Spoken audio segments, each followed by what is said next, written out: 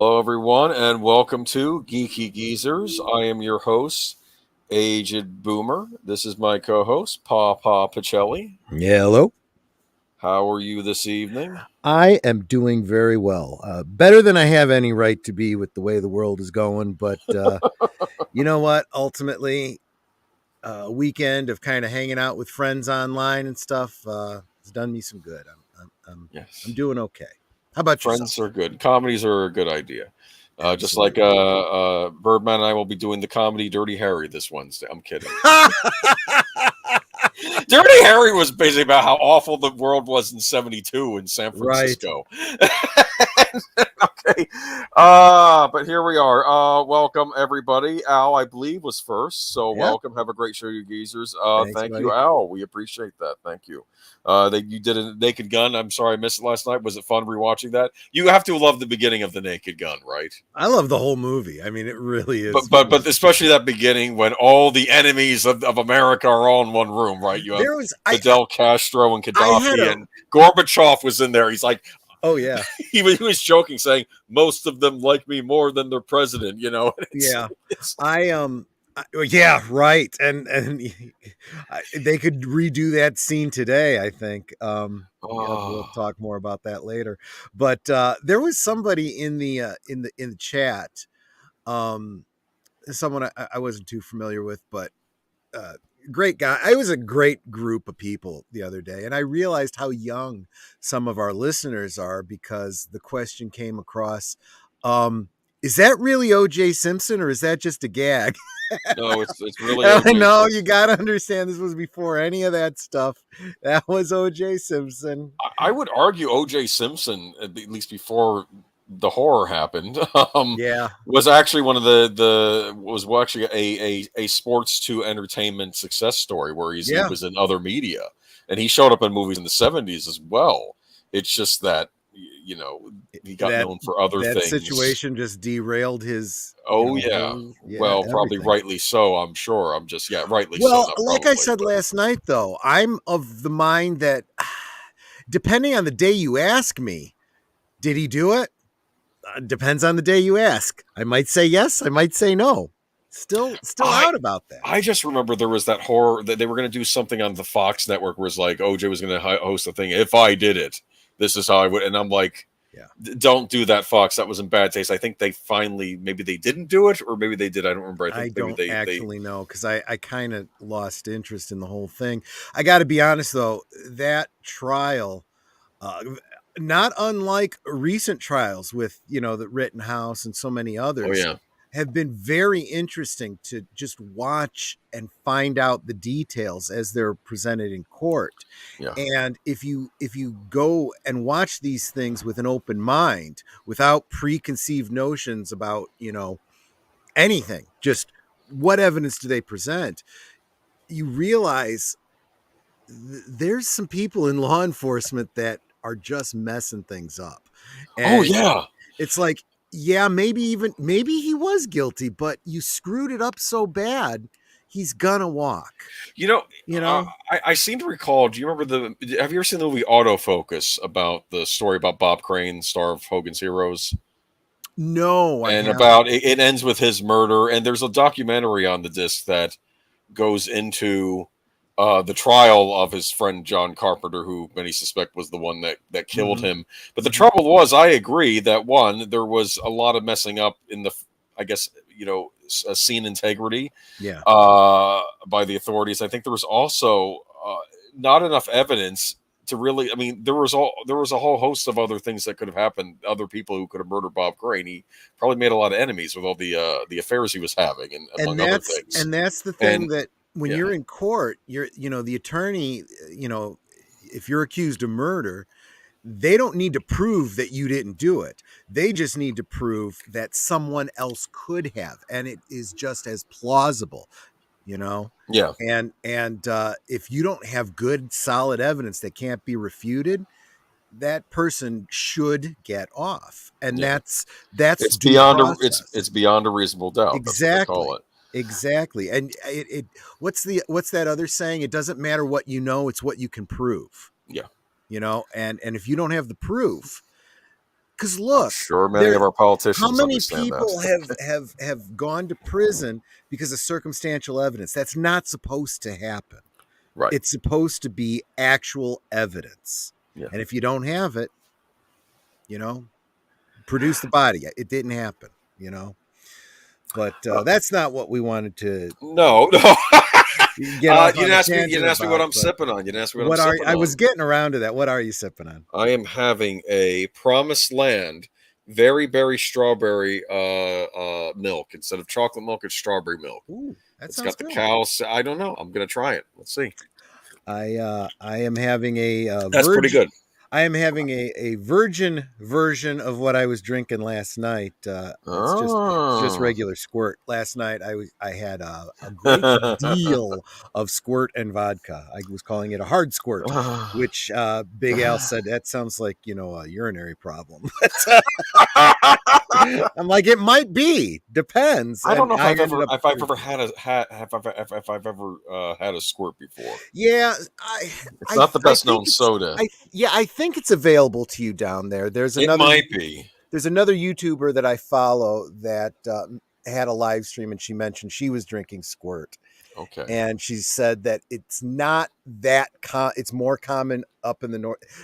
So I found out I that may have. she's chewed some of the same ground I have, but Uh, yeah, she's from Wisconsin, and so she knows this drink. It's common Down here in we have the Wisconsin. cheer wine is more common. I think We got it here too, I've though. never It never is tried it before. obtainable. But yeah, go to your bigger box, not bigger box stores, but your bigger like chain grocery stores, and they might have it. They might have squirt, or All right. they may have some other grapefruit soda. I'm sure it'll be pretty much the same. I might like grapefruit soda. I'll have to try it sometime. It's very, very good. I should say hi to the rest of the chat, though. Yeah. Auditor Dread, welcome.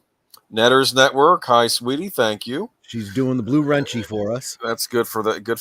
That's great. Horizon Talker, welcome. Let me go down to newer comments. D Pensek, welcome. Hey, David, good to see you here.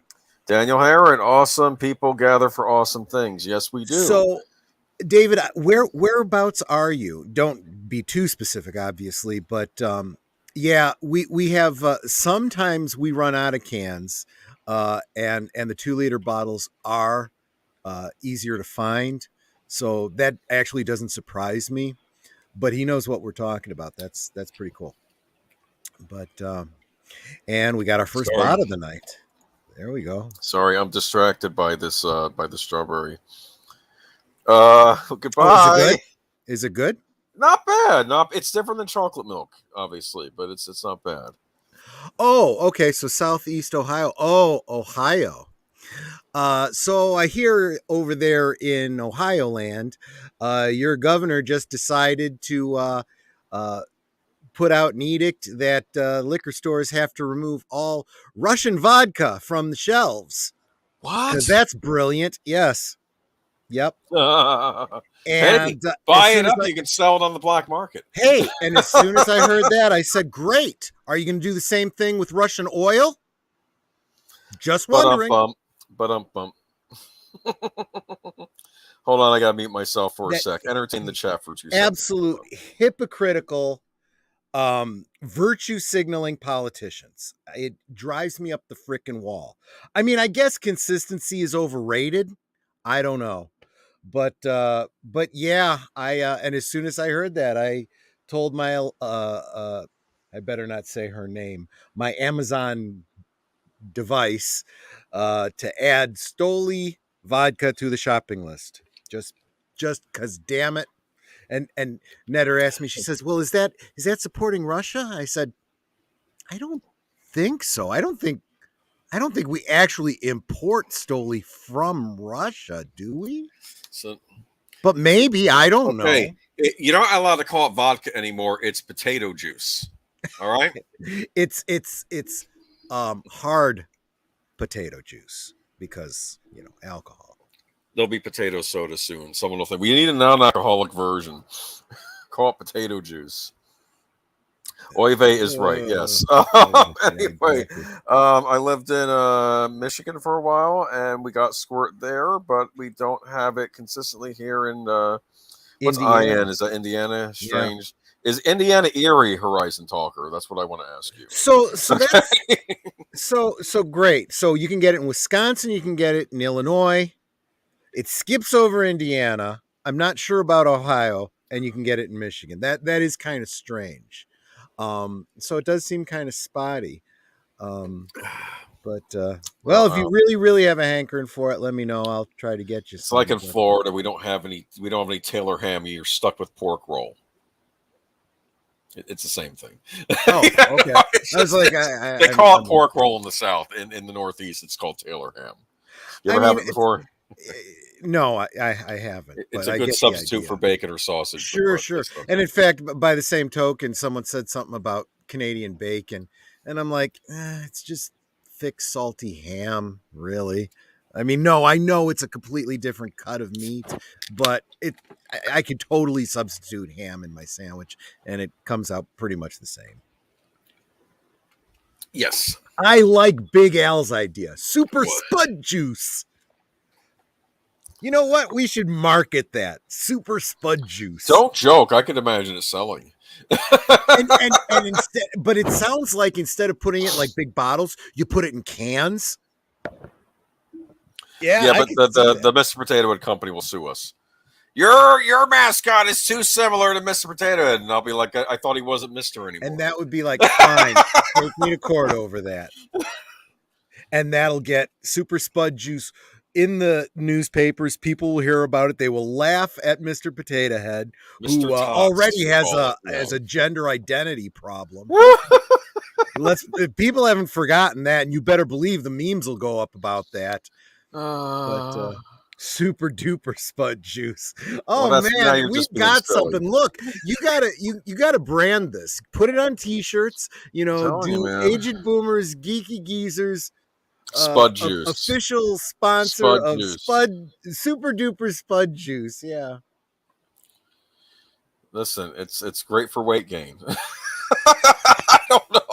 Well, I mean, let's face it. Anything that's got alcohol and it's got calories in it, that's just the way it is. But it has less calories than potatoes. That could be your slogan. Yes, there's calories, but less calories. Oh, right. Get the health nuts. The health nuts. Yeah. Get into that. It could be there's nothing like a tall glass of Spud Juice with your avocado bread, right? Wait, you're telling me that this is made with potatoes? No, that's so much starch. That's too many calories. But this is Super Spud Juice. We take out a lot of the starch and turn it into alcohol. So there's a lot less calories than in your average potato. I've got the commercial already going in my head, man. We got something here. I'm telling you. I'm going to keep this on the back burner. We may come back to this. Okay. All right, but we got to talk about the good old days. Hello?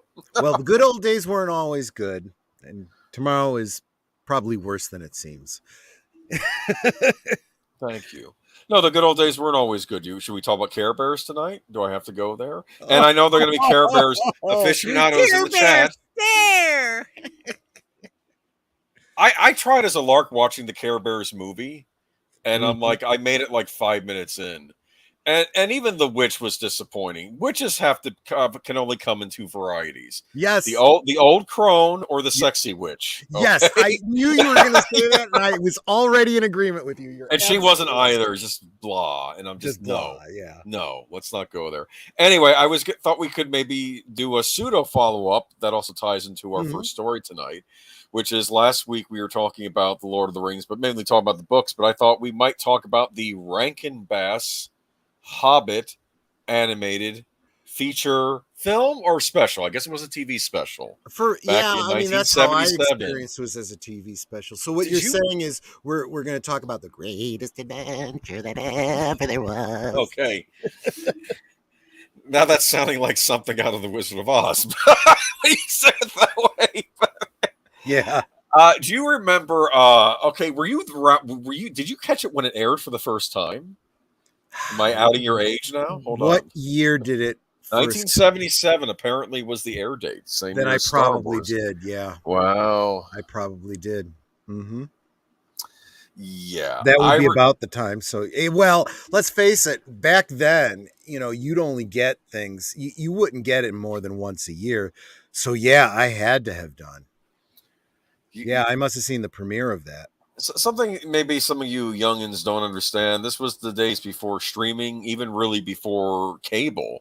Yeah. And when those specials happened, you made sure you were there on the TV, and there'd always be the occasion where you would miss the special, and you would be in a bad mood for the rest of the week because all the kids at school would be talking about the cool special they And you watched, missed it. and you Yeah. forgot about it, or you were over at your Or your aunt's house dad who was had no watching TV Sunday Night or Football. something like that. Yeah. Yeah. So the specials were very important, and this But especially Big being on Al a said, VCR. yeah, first broadcast on NBC in the US on Sunday, November 27th, 1977. Yeah, I almost certainly did.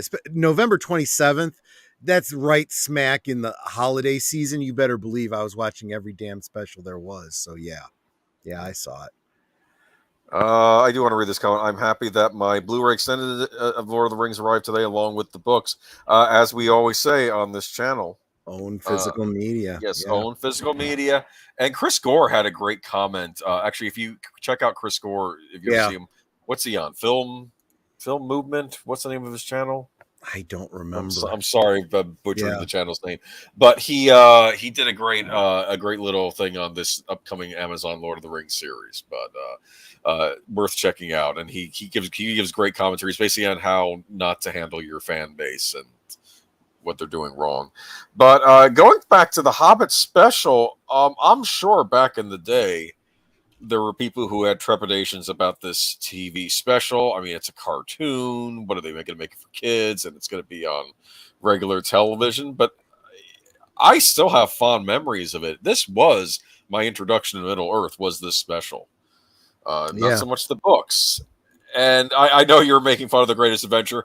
Yeah. I make Well, a point. no, It's probably my least favorite song in the special. Actually, you're is that absolutely song. right. Yeah. But Because there are actually this some good was songs in this there. was actually very common for a lot of 70s, children's specials, was this Sure, like folk Rudy, music. of And course. let's face it, especially true with The Hobbit, because they were drawing directly from, the Tolkien, and yeah. yeah, because there's very clear implications of what the music was, and sometimes direct lyrics are taken from. Yeah. And but yeah, that's definitely got that folk style to it, and I never cared for folk music. And there's just a timbre and tempo to the overall cartoon that, as much as I, especially as I got older, came to appreciate it, as a little child, it was a little mind numbing, and I think I may have fallen asleep in a couple places.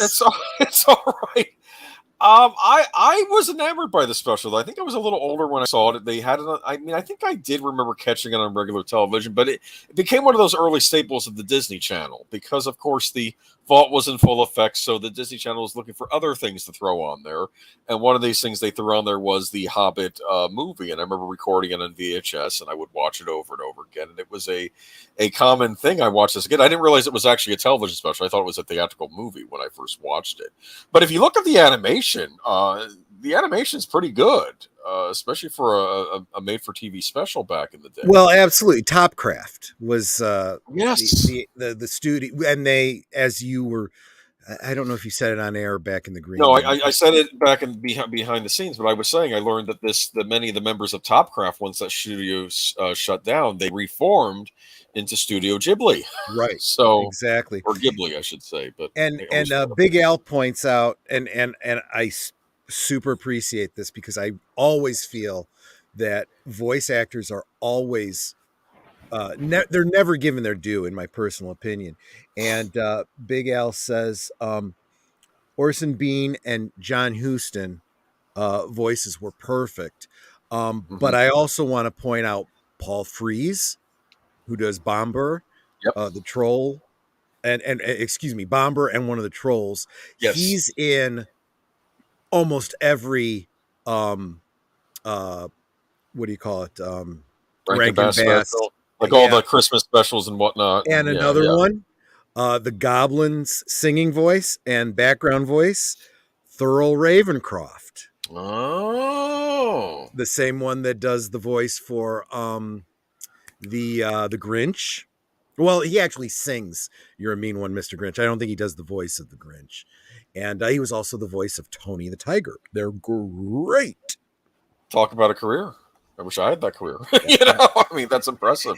And so when I look at voice actors, I do it the same way a lot of people will look at screen actors and television actors. You go, oh, they were in that too, and they were in that. Oh, when they were younger, and so on and so forth. Well, but you got to go by ear when Yeah. it's a voice actor. You're like, oh, right, that was Thurl Ravencroft. Wow, Well, you know who played Gollum, right?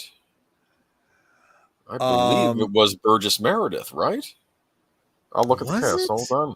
No, I'm fairly. No, No, was it? it was Brother Theodore. Oh, I thought it was Burgess Meredith all these years. He sounded like Burgess Meredith. Kinda, Okay, kinda. never mind. All right. Theodore Isidore Gottlieb is the given name, but he went by Brother Theodore. Okay, well, good choice for Goblin, regardless. For Gollum. Yeah. Anyway, I do remember the songs in that though, and I thought that some of the songs are rather good, like the Break of Day song that the dwarves sing when they're at Bilbo's place. Oh, right. I thought that was actually good lyrics. I love the songs the goblins sing at various points, like the 15 birds and 5 fir trees. And then later on, when I read the actual Hobbit, I'm like, oh, that's the song from the lyrics are actually from the book. They're actually in the book. And you can see them there. So I have to give them points. I think for like an abridged version of the Hobbit, they did a really good job with it. And I mean, some things had to be cut, but Daniel I thought Heron wants to remind us that there was the what was it called, the Ballad of Bilbo Baggins by do you Leonard remember Nimoy. that? Do you remember that? I remember the Ballad of Bilbo Baggins. That was the. Actually, I don't remember it. I watched it many years later, and I'm like, "You've got to be kidding me!" Yeah. You should watch this song sung by Leonard Nimoy. I love Leonard Nimoy. Don't get me wrong, but I don't know how there's like a music video for it. I don't know if this was made for like Leonard one of those Nimoy, educational programs. we all know him as Spock. We know him in many other roles that he was in. Host of In Search of, he was that. Host of In Search of, exactly. And but I'll tell you, he was also involved in some other very, very weird projects, some strange photography projects. He he was a character. He really was. But I'm sorry, I've got No, I like Leonard Nimoy. In fact, if you want to hear, he did a. I'm going off on a tangent here, but Ray Bradbury's Usher 2, I believe you can find a version on YouTube where Leonard Nimoy does the reading of Ray Bradbury's Usher 2, and that's an interesting story about censorship by Ray Bradbury, and Leonard Nimoy does a fantastic job doing the dramatization of it too. So I do recommend that. But back to The Hobbit, I remember that there was all sorts of it had kind of memorabilia associated with it. I remember there were all sorts of like LP records and things you could buy. Do you remember that? I don't, but that doesn't surprise me. We got it from the library once, and it had all that cool artwork. The whole artwork of Middle Earth, and I love. I love the design of Gandalf. I love the design of the dwarves, Thorin, everything. I thought it had a uniqueness to its own, and especially that Bilbo design, which actually was recently made fun of on the show Smiling Friends. If you ever get around to catching that show on Cartoon Network, they kind of riff on the Bilbo design on that show. But I did. I loved it, and you're right. I think that was the introduction to not only my introduction to the Middle Earth stories and Tolkien, but I'd have to say for a whole generation, all my peers, and as I started getting into like Dungeons and Dragons and stuff, everybody was talking about, Tolkien, and, if you had no other point of reference, well, that the Hobbit, oh yeah, I know the Hobbit. You saw the cartoon special, exactly, and everything about that, like even the action scenes, like when there's the scene where Bilbo said, "Gandalf gone again. I wish I was a wizard." And then he notices like they're in a cave, but there's a secret passage, and the passage opens up, and the ponies get taken away. And of course, this was done to great effect in the book. Don't get me wrong. I'm not, Mm-hmm. but I did like how they did it on the cartoon. How it kind of just rolls away behind them, and it has that grinding sound, and then Yeah. suddenly the goblins appear, and their goblins were terrifying in this special. Yeah. That goblin design with the big mouths and like I know there was a description in the Hobbit book where it looked like the Goblin King or whatever in the mountain was going to Right. eat one of the dwarves right then and there, and that's in the original text. And it looked on the special he was going to do it, and I guess they made the mouths big enough. The animator said it would look plausible for them to actually take a bite out of a dwarf, and it was Exactly. yeah And let's face it, back in the 70s, they didn't pull punches, even though it was a family film. It was kind of geared towards children. They did not sugarcoat it. There was some real, I mean, you think yeah about this, you think about The Last Unicorn, you think about a lot of yes movies that came out then. Um, they didn't pull their punches, and yeah, kids could be very, very scared, but it, I think they would have done a disservice to kids if they didn't do that, because it's meant to be scary. You're meant to feel that fear. And then as you get older and revisit it, it's much less scary, but you remember the fear, and it lends itself to the narrative, you know? yeah. Well, no, I mean, kids are. I sometimes feel that adults don't give kids enough credit of what they can take in. I mean, they. What's the quote that Jordan Peterson? I'm probably going to mangle this quote, but he says that Clean your children room. are. Yeah, well, there's another one where it's all about like children. You don't have to prove that dragons exist to children. Children know dragons exist. What they need to learn is that dragons can be slayed. Right. And I think through these heroic fantasy and fairy tales and stuff, that's how they learn it. I mean, In fact, Bilbo is triumphant. I Yeah. would go so far as to say, and I feel that Tolkien would probably agree with this too. Not only do kids know that dragons exist, you do them no favors by trying to convince them they don't and try to shelter them from them, because they're gonna have to deal with them eventually. And we have a whole generation of kids that have been sheltered, spoiled, and don't know how to deal with reality. I've said this many times on both of our channels.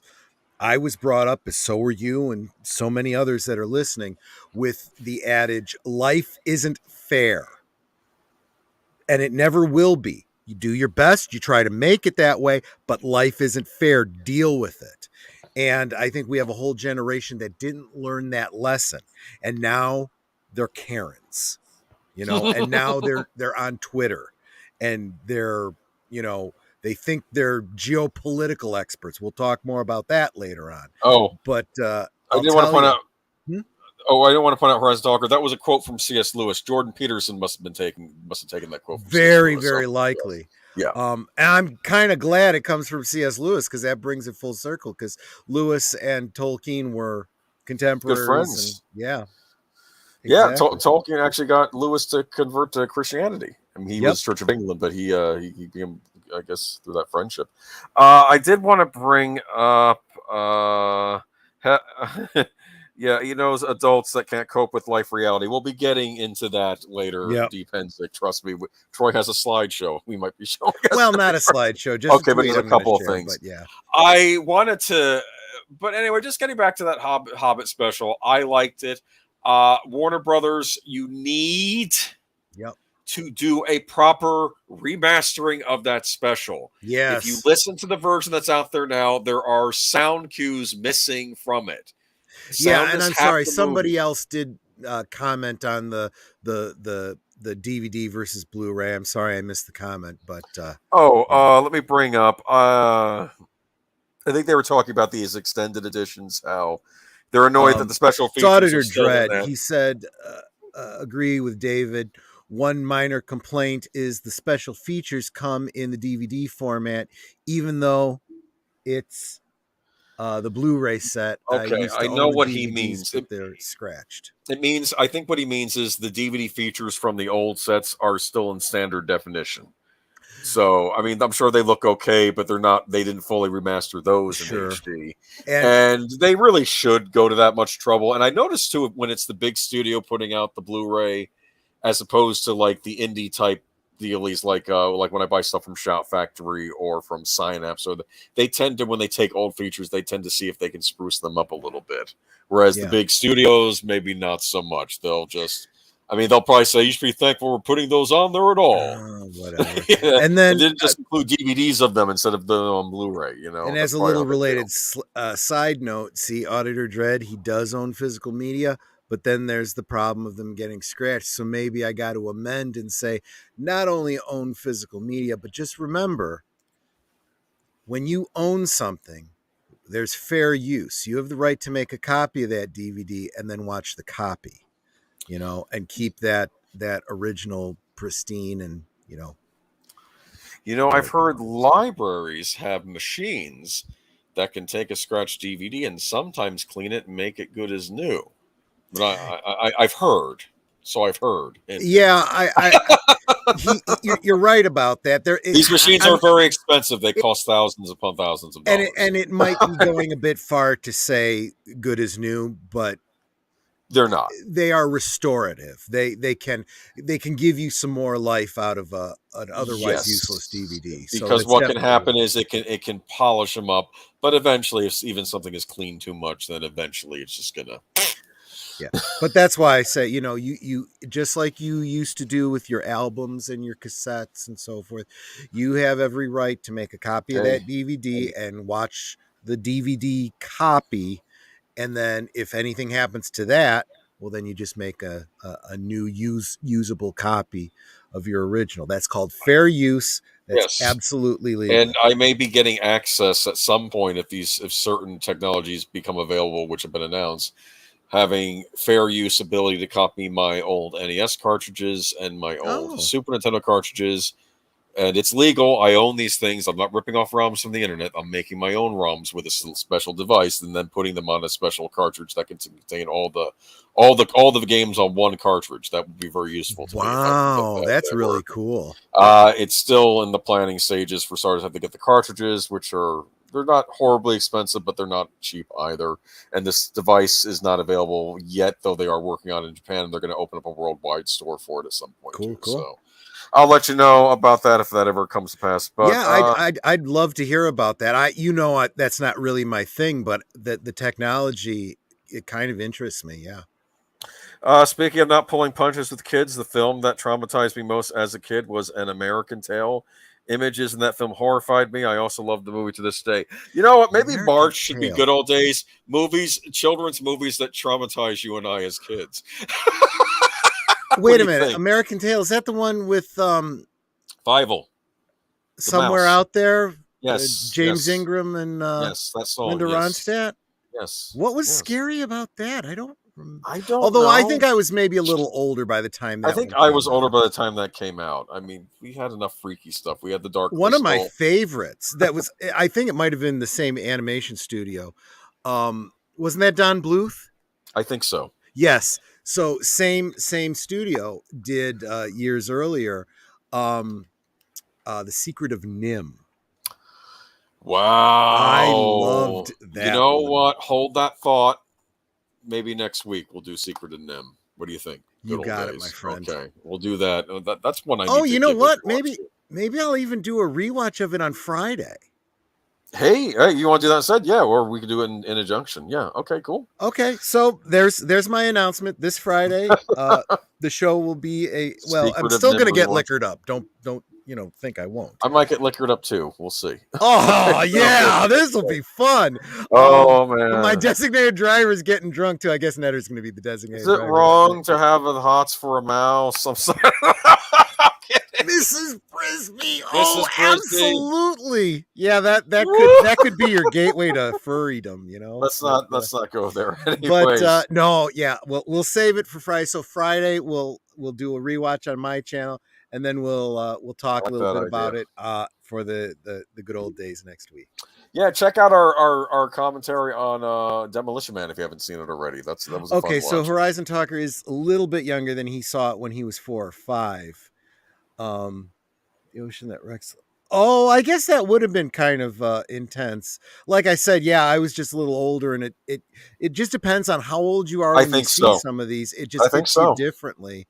I know that growing up, my brother was 6 years younger than I was, and with developmental problems, so I had to be sensitive to his sensitivities. Right. And sometimes I would just be like, I don't get what he's upset about here.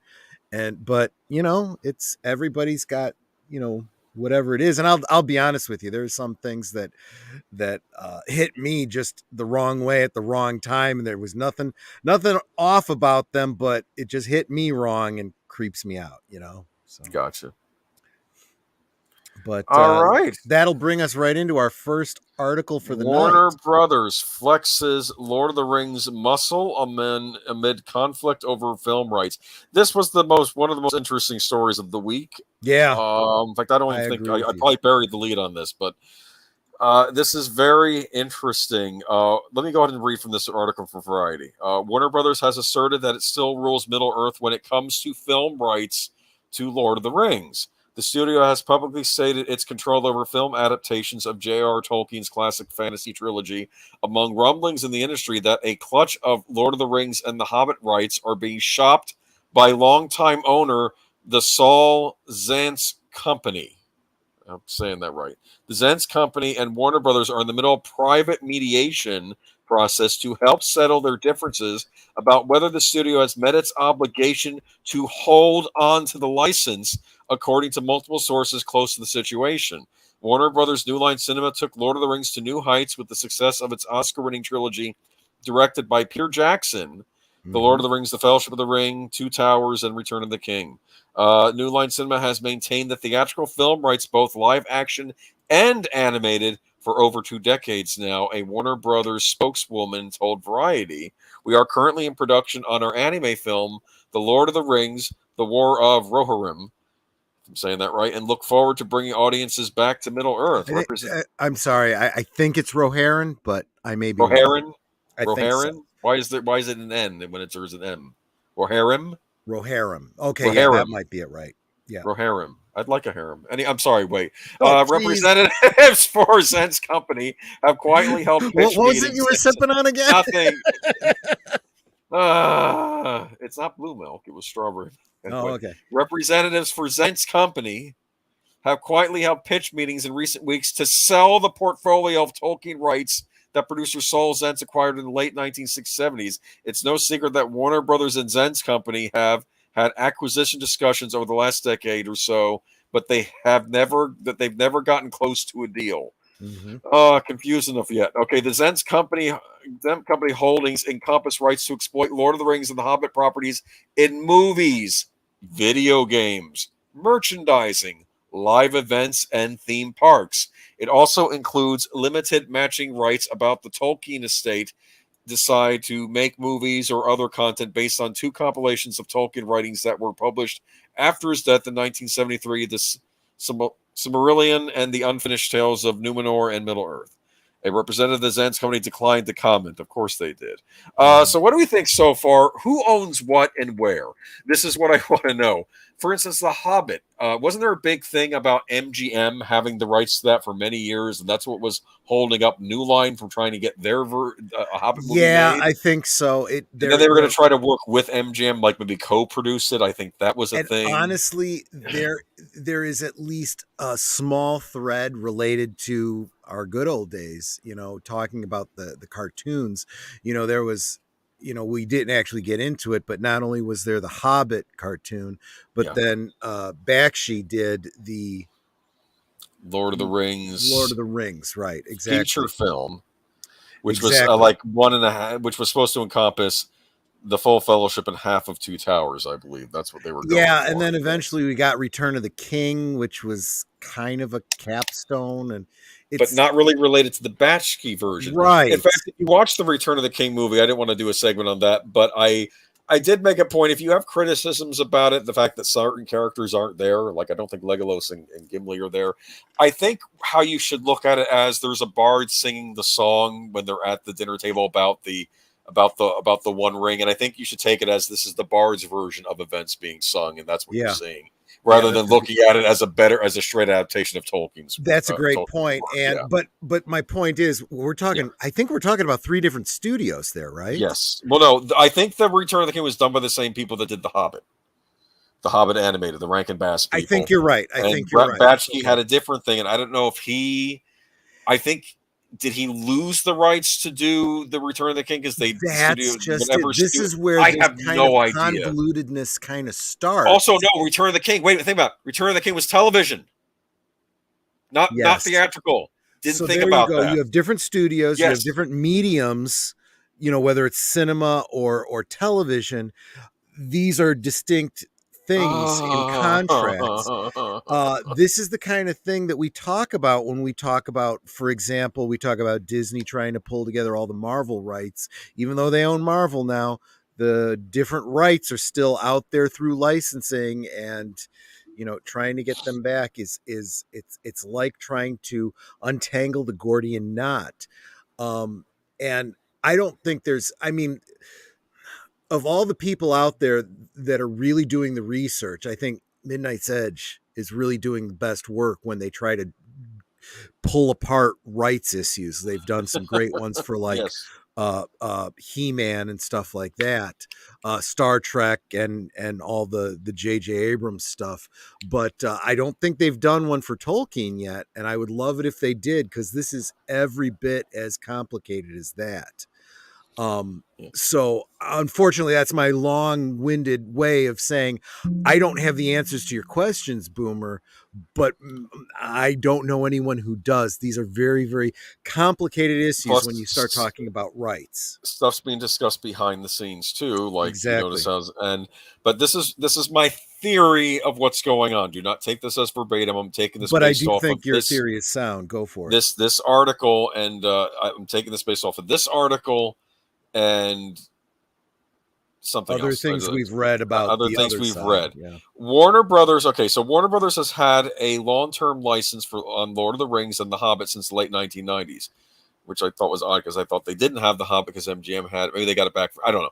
The studio is said to be adamant that it has continuously met requirements to hold on to its rights by maintaining active development on the property, exercising options in a timely manner, and making periodic payments to Zane's company.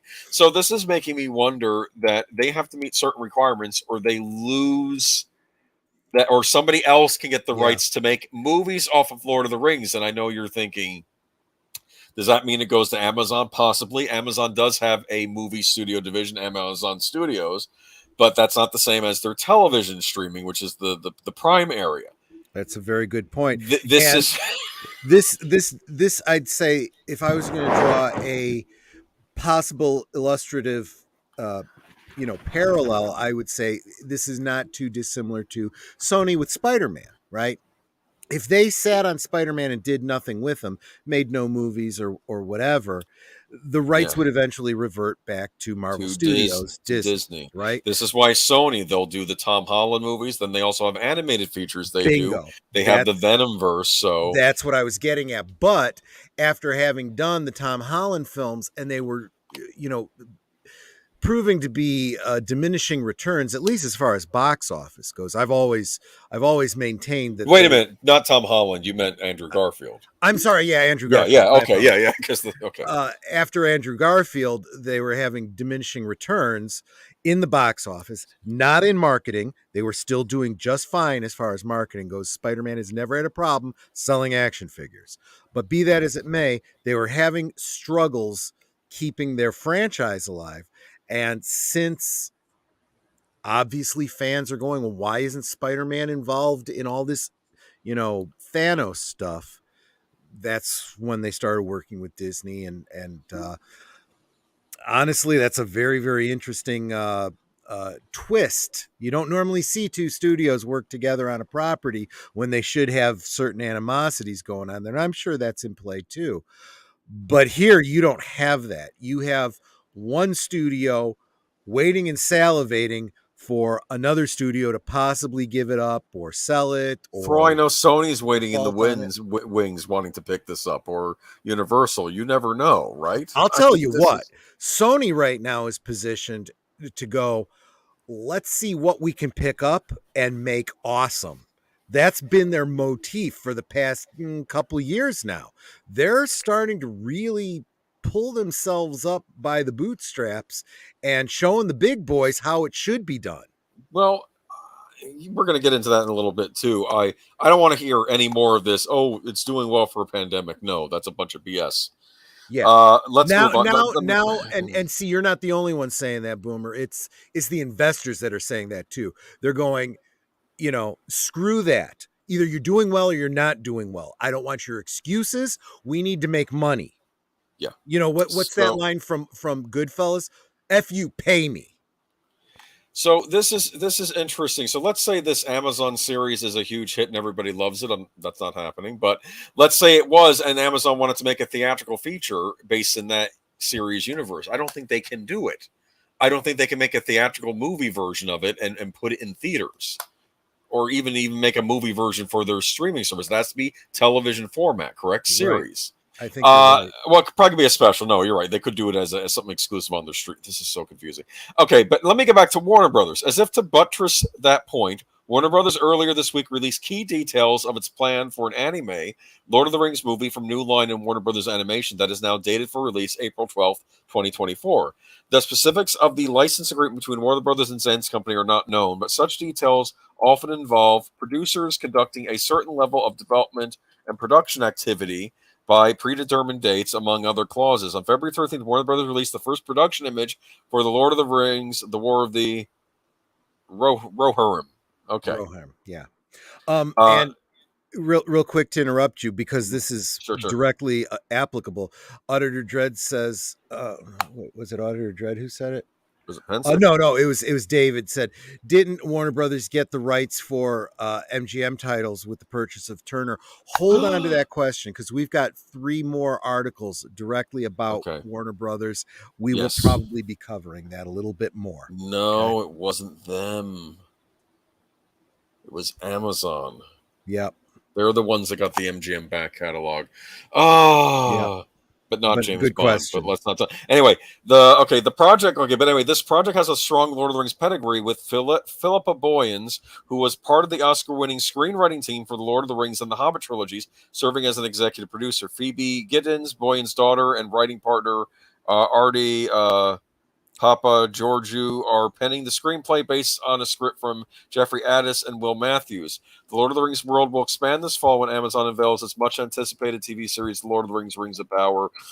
The project came through through a deal between the Tolkien estate and Amazon because Zen's company's passive rights does not include television.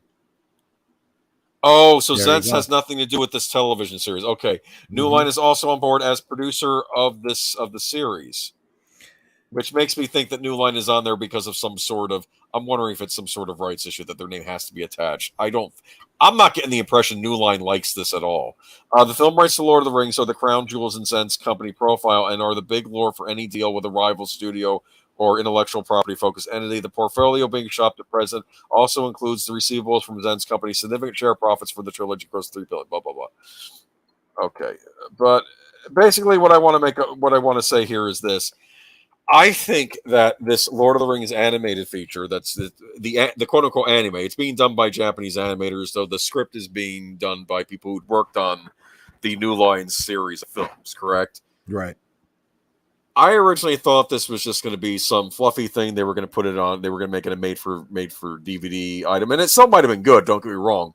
I think they are planning this as a major theatrical movie, or at least a semi-major theatrical movie, because I think they need to show this company that they are serious about making Lord of the Rings movies, so they're meeting this obligation. Yep. So there's a chance that this movie might actually be good. Okay.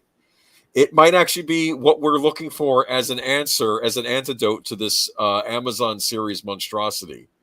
And what I think is funny now is that you have 2 entertainment companies, big entertainment. You have Amazon and you have Warner Brothers basically able to do their own Lord of the Rings stuff, which is not necessarily connected to the other thing. And in a way, are they going to end up fighting each other now?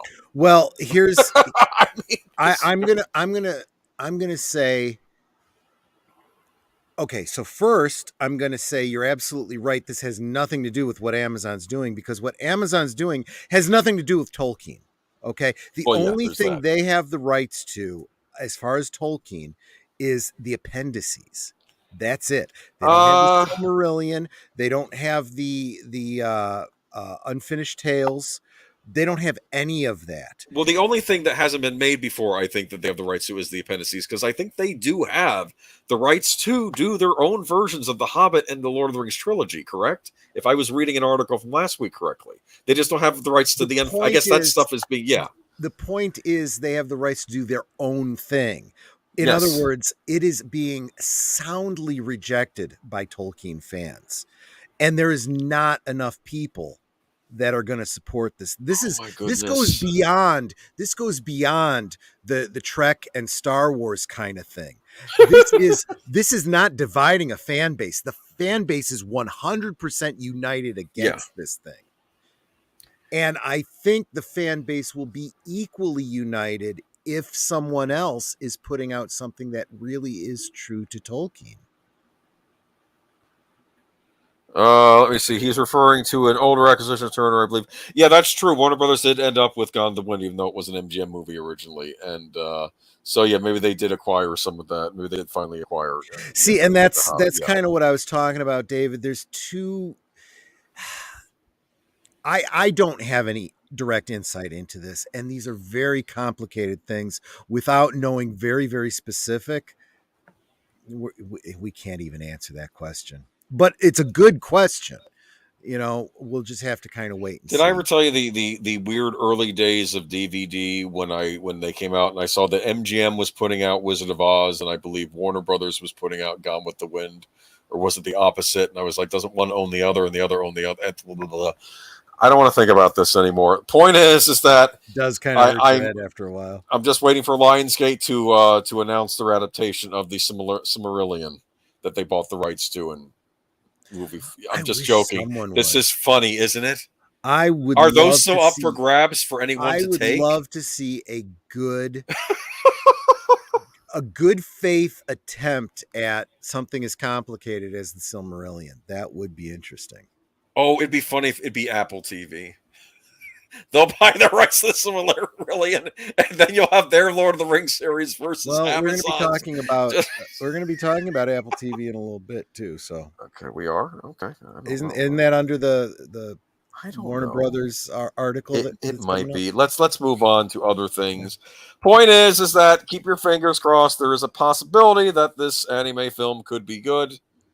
We have to wait and see. I have a feeling I'm telling you, I know you're used to seeing anime in television form. I don't know how many theatrical anime features you've seen. They're still much cheaper than the American counterparts, but man, when they have money to work with over there, they can make some stunning looking movies, especially on the big screen. Yep. So I'd be very curious if this isn't if they're actually going to put a little bit of money into this, how this might turn out. Uh, Yep. Let me see. I hate to say, I don't think you can add anything to Tolkien's work.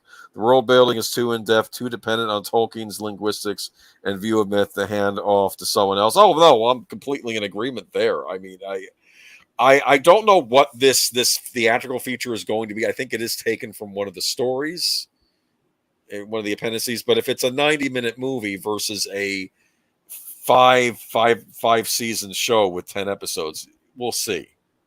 That's all I'm saying. But yeah, Yeah. obviously the Amazon series, that's the problem they're running into. We'll see. I'm just curious. Did you know fantasy is big in Japan right now? A I lot of can anime understand series that. are Sure. fantasy based. That makes sense. They used to be big on science fiction. Now they're doing a lot of fantasies. Actually, but speaking of science fiction, let's move on to Babylon 5. It's kind of a Mhm. follow up to what we were talking about the other week. Yep. Babylon 5 reboot still possible. Push to next development season by the CW. Okay. What do you think so far about this Babylon 5 reboot? You hopeful? You're not sure? I think I'm not sure. I don't know. let me hold off because my answer is a little bit more nuanced, and I think you need to get into the article a little bit more All right, before I let me can read it. comment on it. Yeah. It was cutting and pasting. Mhm. Babylon 5 creator J. Michael Straczynski Straczynski, yeah. isn't giving up hope on a Babylon 5 reboot at the CW, even though the project has been pushed back to the next development season. The new version has been described as a from the ground up reboot of the critically acclaimed 1990 series by Warner Brothers Television. The new version would follow John Sheridan, an Earth Force officer with a mysterious background, who was assigned to Babylon 5, a 5 mile long space station neutral space. Straczynski updated series status on his Patreon on the situation, talking about the series concept not being picked up. 99.999% of the time, that's the end of the road for a project. However, CW CEO Mark Pedowitz is not ready to throw dirt on it. I should mention that Mark is a great guy and longtime fan of Babylon 5. He worked for Warner Brothers when the show was first airing. Straczynski wrote, calling the reboot pilot a damn fine script. Okay, so here's the bottom line. Yesterday, Babylon 5 was in active development at the CW and Warner Brothers for fall 2020. Today, Babylon 5 is active development at CW and Warner Brothers for fall 2023. He wrote, that's the only difference. So we got some clarification here. And Straczynski will write and executive produce the new Babylon 5. Yep. And they were thinking a lot of this has to do with the sale of the CW. And I think that's smart. I don't think you would want to start this thing as this channel transitions to new True. owners and Also, they start looking at what they want to cut. You don't want your new show to be the thing they're going to cut. that's exactly Yes. right. The other Yeah. point is going back to what I was saying earlier. As soon as I heard a reboot for Babylon 5 on the CW, I immediately had a sphincter pucker. It's like, oh, no, no, just no. This is going to be Batwoman in space. But another Patreon, Cameron Pasha, did an article about this back on Thursday.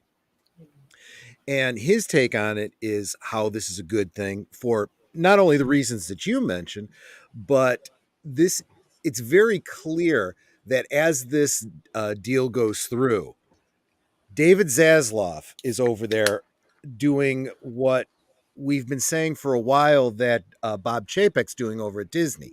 He's coming in and saying, yeah, no more of the BS. We need to start making money.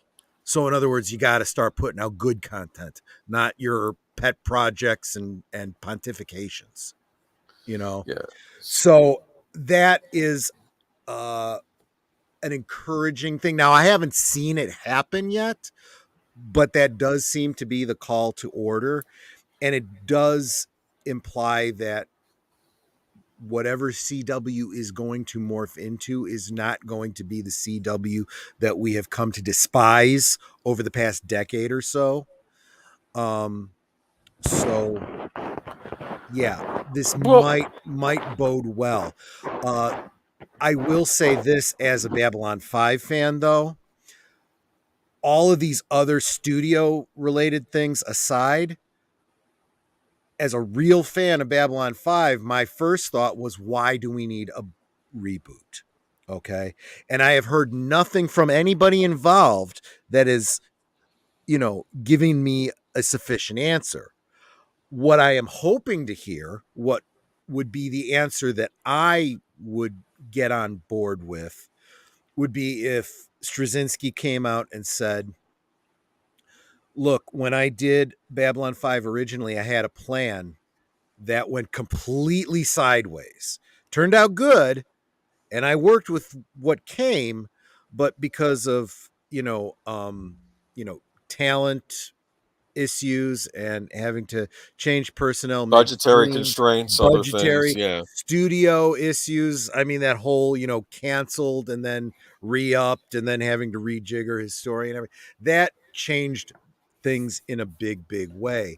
If he comes out and says, this time around, I want to do the Babylon 5 I originally wanted to do from the beginning, yeah, I'd be up for that. I'd like to see that. Kind of the Schneider cut, the Straczynski cut for Babylon 5. Go back and redo it from the ground up the way I wanted to do it in the first place. I could get behind that. That would make sense. Um Uh, and I yeah. and I would accept this is not a sequel or a prequel this is a completely different story, completely different characters, A reimagining. not even a reimagining it. It would probably be more of a a return to my original imagining. At least that's my speculation. He hasn't said anything like that. So I don't know really what he's got in mind. If it is just a simple reimagining and just, going back to basics and starting over again, why? Why? Just do something else, you know? What I think was interesting though about the original series was each episode, even though it was episodic in nature, especially that first season, you would get a little nugget in the episode about something that would be relevant later on. Remember, there's a Yeah. reason to watch. You would And that like hints at things. Yeah, that says a lot, not necessarily about Babylon 5 specifically, but Straczynski as a showrunner and planner. Okay. That's something that we have not seen from, I can't think of any showrunners that have done that well. there have been very good showrunners in certain dramatic television, like Better Call Saul is a more recent, which I think is entering its final season by the guy that made Breaking Bad. That Yeah. had a structure to it, but we are seeing kind of that starting to decay now. Honestly, The whole I showrunner thing. I Yeah. I joked to somebody. I really wish that instead of Stephen Moffat taking over Doctor Who when he did, that they had brought J. Michael Straczynski across the pond to do it, because I think he could have done it way better. His You hat need was in the someone to. ring recently. Remember, he said, I'd be willing to come on before they got It Davies back. would have been genius, because if you look at Babylon 5, he was really good at those timey-wimey stories that pay off over a long period of time. And I just don't feel that Stephen Moffat ever was, I and believe was Babylon 5 popular in England? I don't know if anybody in the chat here is from England, but maybe they could tell me. I think I read somewhere that it was on prime time over there, and like yeah. when that it was actually a popular show over That there. would But be interesting to hear about. I do want to welcome Artificer Joni to the oh, chat, and he's pointing out that he had some reservations about a reboot too, um, and I'm not sure what he said indeed to, but I must have said something that he liked. So I think no, I think well, I'm not going to put words in your mouth, Artificial, but I think what you meant by indeed was when he was saying that you want to know exactly what the oh plan yeah, is. Yeah, okay, yeah, and I think probably that's yeah, that would make sense. Sure. the problem I see with higher JMS is to have the message be a part. We don't know yet. It is the CW, but I'm hoping that they So just here's the thing. I'm not necessarily going to have a problem with J. Michael Straczynski having a message, so to speak, in Babylon 5, because one could argue that there was definitely some clear messages in the original Babylon 5. This is what we're always talking about, right? When a lot of people defend the woke by saying, "Well, this show was always woke and that show was always woke." No, you're using that term and it doesn't mean what you think it means. Okay. Being writing stories about, you know, being history and topical is not politics and topical, that is not in and it's of itself being woke. topical is not being propagandic or Exactly. Woke is propagandizing. Yes. propaganda. Yeah. That is, I've decided that this is what's right and you should Okay. believe it, and I'm going For to write. for example, on Smallville, let me give an example. Yeah. There was an episode where there was an illegal immigrant, and Clark's mom doesn't know what to do. He says, "Oh, he's an illegal immigrant," and then Clark says, "So am I." You know, Yeah. and then later on they meet a law enforcement officer. Yes, but people should go over here legally, like my parents did. So you get both sides of the argument. Do you understand? Exactly. Yes. And you're Okay. So left not having been preached to and told what to believe. yes. You've been exposed to the question, and now you've got to think about it for yourself. Star Trek has done that for years. That's not woke, that's topical. Okay. A lot of things in Babylon 5, those characters, a lot of them were very morally ambiguous, and you could see both sides, and that's good drama, that's good storytelling. Okay, but you look at what the CW has done for over a decade, that's not topical, that's preaching. That's what woke is. Yeah, for instance, there was the whole thing on Babylon 5 about how psychics were treated in the future Mm-hmm. society and, Mm-hmm. but being forced to be given drugs. And was that right? Okay, well, then you have to join up the Psi Corps. Is that right? Right. And Because what the Psi Corps became was this fascist, arm of the government. There's a problem there. So, although that's a very interesting point, are they going to deal with that kind of a storyline again? The idea of a group of people being forced to take drugs. by Yes. mandate from the government. That would be topical, right? Yeah. Don't know if they do that or not. You But never know. They should probably, especially because maybe some psychic blew someone's head up or something like in Scanners. right. Let's not go there. Well, Vince, Scanners. We should do a rewatch of that too. Vince Gilligan really did wonders for Breaking Bad and Better Call Saul. D.B. Weiss and David Benioff, on the other hand, well, I would argue that Yeah, they yeah. were not really the creators of Game of Thrones. They were just adapting it, and we saw what happened when. And Yeah. actually, they started out adapting it pretty well. When they ran out of material, they were lost. And that's the unfortunate thing. We tend to give credit to people as though they're so clever and they're so avant-garde and they're so creative. No, they're not. They're cultural vandals. All they know how to do is regurgitate someone else's work. When left on their own, they give you, Let me dung sculptures. to me talk to you about D and D, as I'll call them, Mhm. not the other word people have been calling them. But what I want to say about them is that they really screwed the pooch because HBO didn't want to end the series. I don't think the actors necessarily wanted to leave the series either. I think they were happy being on that production. So Absolutely. the only ones that Everyone wanted to involved end it except were those them. two wanted to keep going. They Yeah. they were the ones, and Real they quick, were supposed to. Yeah, go ahead. Horizon Talkers dropping out. Thanks for being here, man. Hopefully you catch the rest of it later on. And Let's everyone, go check get out that his on track. channel if you would. He has some good stuff on there. Yes, Yes. and real quick, let me can I just go to I can grab If his you want to, channel if you right want to, you here. want to paste it. And why don't I start reading I the will next article? How's that you sound? start reading it and I will Yeah. post Horizon Subscribe to Talkers Horizon channel. Talker. Please subscribe to He's a him. writing blog. He knows his all these things that I've been saying about what good writing is. He talks about that on a regular basis over on his channel. Go check it out. And actually, I am gonna step away while you do read the It's next okay. article. This is the latest.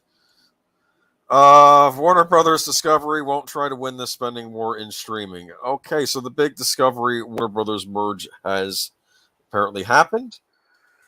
So, the company to be created by the merger of Discovery and AT&T's WarnerMedia will focus on profitable growth in streaming. Discovery CEO David Zaslav said Thursday, with his CFO Gunnar Weidenfels vowing a quote-unquote conservative approach to content spending. Entering the final stages before the deal closed in a strong financial position, Zaslav told analysts on the firm's fourth quarter earnings conference call that we plan on being careful and judicious, also highlighting that the call would be the last before the deal closes. Our goal is to compete with the leading streaming services, not to win the spending war. Zaslav argued that the company's combined content spending wouldn't necessarily have to increase significantly after the deal closed, emphasizing the company will focus on being measured and smart in spending when and where it makes sense to accelerate growth and better serve users rather than spending for spending's sake. That would ensure sustainable growth. The executive emphasized his comments came at a time when Wall Street has increasingly focused on expanding streaming content budgets and when Hollywood giant streaming bets will turn profitable. We want to compete against Disney and Netflix, but we are a very different company. Zaslav explained at the conclusion of the call. Those are two great companies. Disney has a group of people around the world that absolutely loves their product, and they are doing very well. Netflix has a very broad appeal product and is doing a wonderful job building out that brand. But Warner Brothers Discovery will rely on very identifiable intellectual property, and we are much broader than Disney, Zaslav said. Pointing at HBO, he noted that it has Euphoria right now. It just had Succession. It has The Gilded Age going right now. Would HBO be doing a lot better if it had three more really successful scripted series at the moment? It is not clear. Okay, so I don't know if he is saying that they do not want to be doing any more of these big series until, or the saying that maybe that's not going to really make much of a difference. Let me see. Zaslav gave another example suggesting one could produce 600 hours of content for Food Network and attract a strong audience while making 40 million in profit. If we decided to do another 400 hours of content, then maybe the audience would be a little happier, but now we make no money, he concluded. When you put Euphoria on, then everybody could watch 90 Day Fiance and they could watch Fixer Upper. There is a real balance of content here we can go to. The shock and awe offerings at the Warner Library, together with the nourishment and great personalities of Discovery, is a really compelling menu and a great recipe that we think we can lean into. Troy, you back yet? Oh, he's muted. Let me see. I'm not sure about all of this. uh, with Discovery spending more than $4 billion in 2021 on content, the firm is currently at peak spending levels. Weidenfeld highlighted. So we are definitely spending enough from my perspective, and money doesn't score goals. But the key question is going to be how much is going to be enough going forward. He even suggested the merged firm would look for content efficiencies, which could mean the combined company actually ends up spending a little less, but management has so far included very significant increase in forecast. Okay.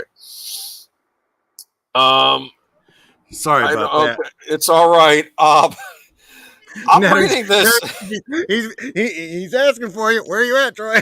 No, it's all right.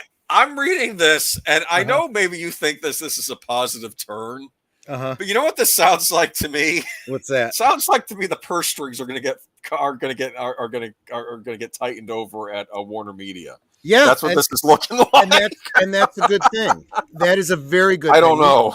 No, Okay, but go think ahead. about what we've been talking about for the longest time, especially when we're talking about, these big, like superhero movies and stuff like that.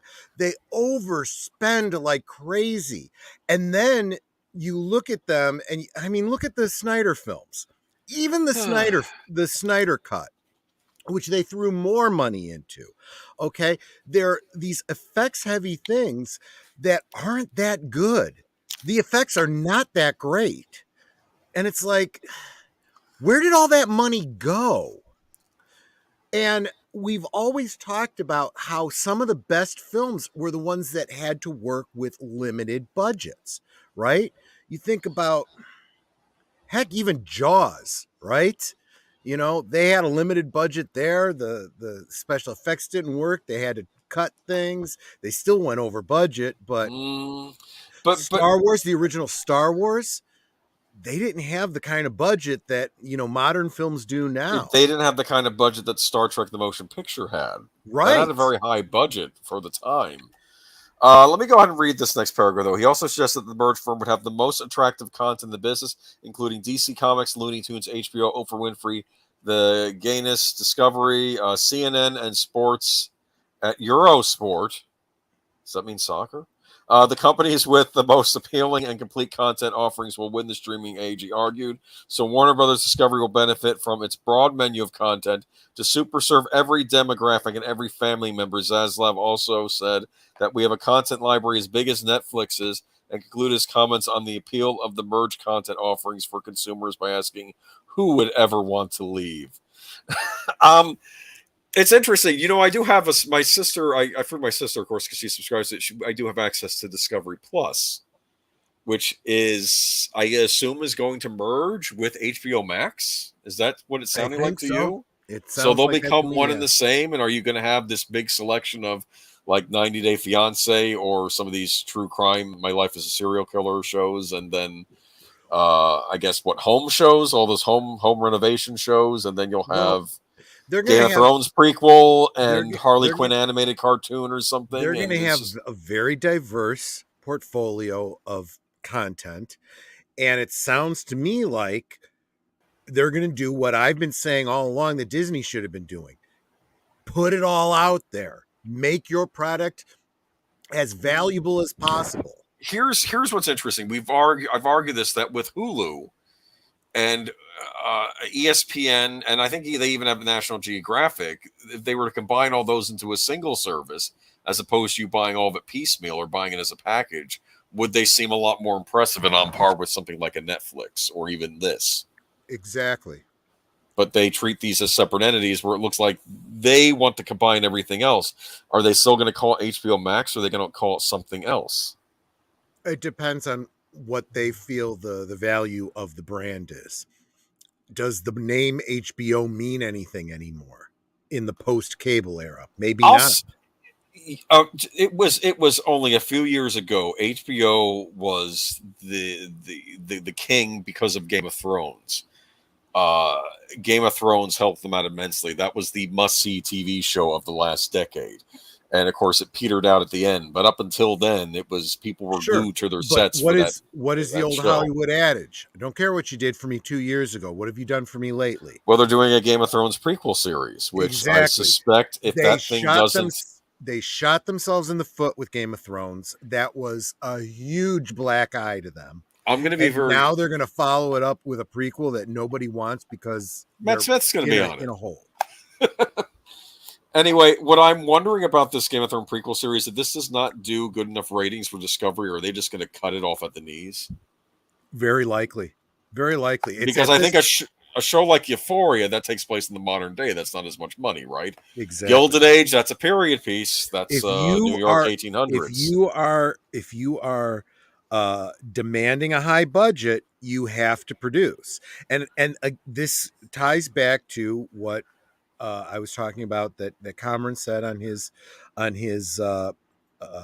Patreon last Thursday about Babylon 5. This is Zaslav again saying we need to be profitable. And they're not going to be spending, throwing good money after bad. If you don't have the ratings, you're gone. If you don't So produce, you're gone. If it's trash that the fans don't like, you're gone.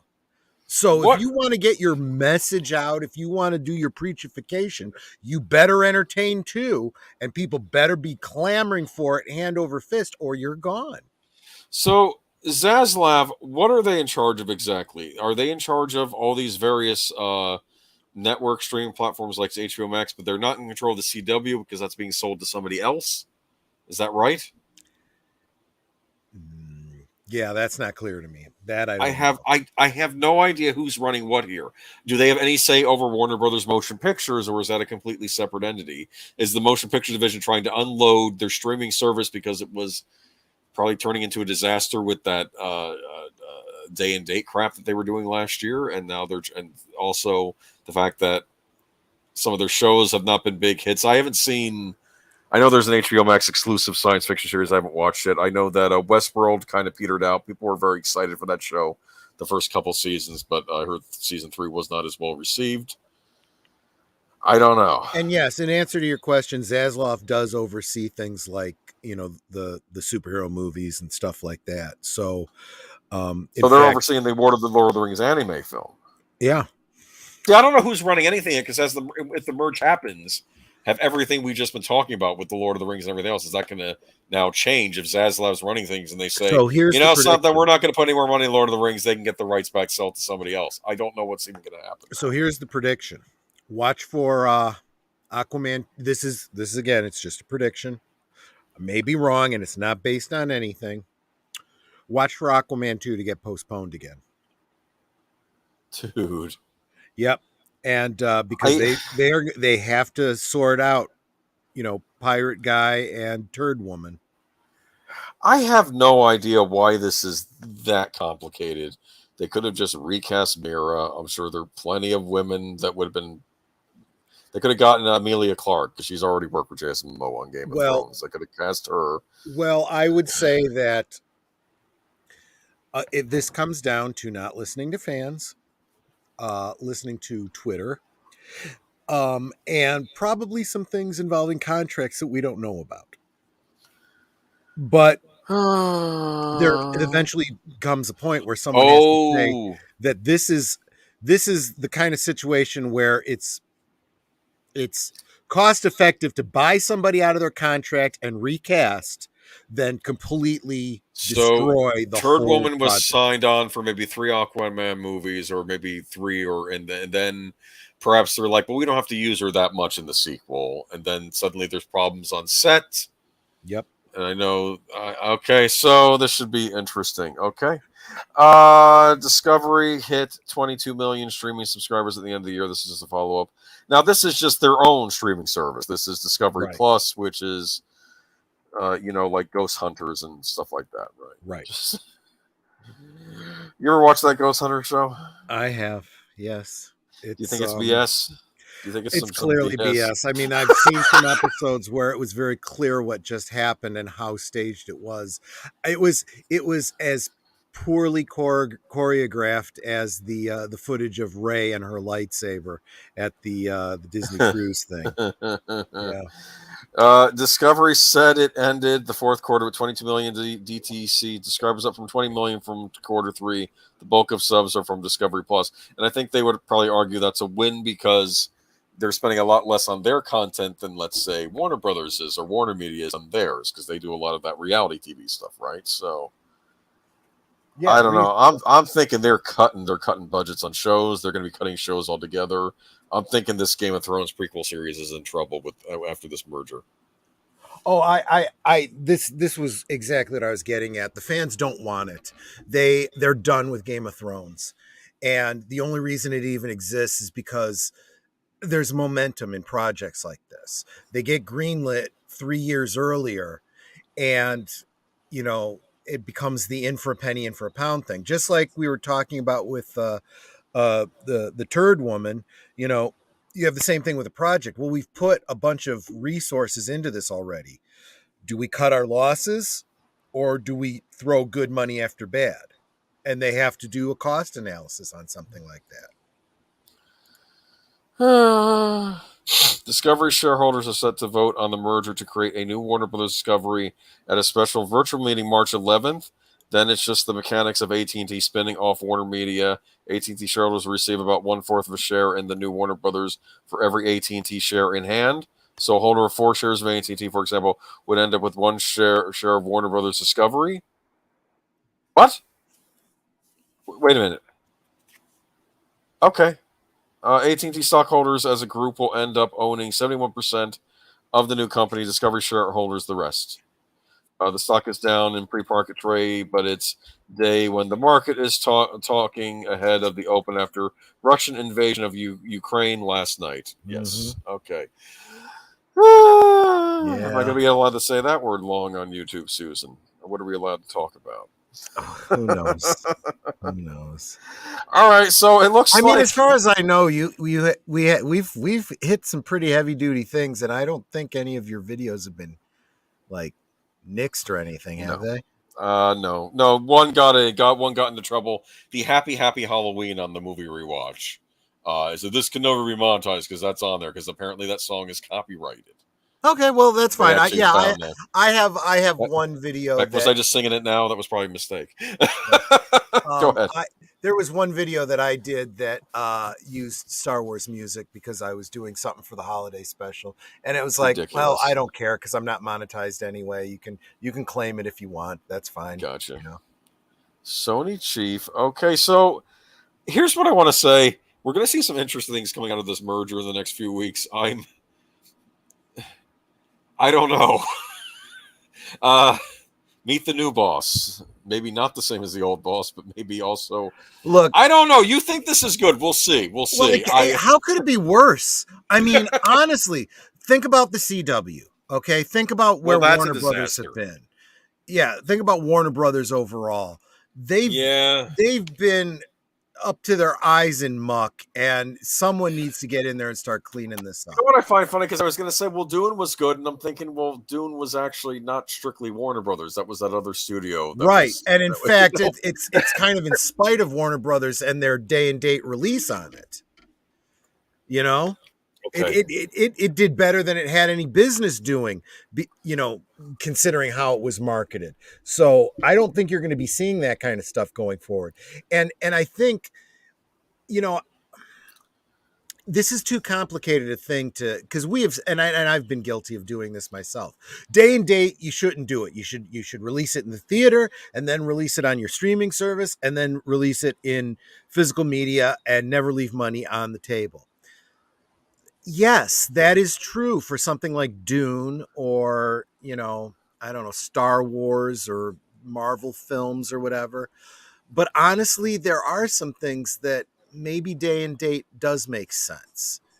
Things that are fair to middling, appeal. Maybe some of the family films that,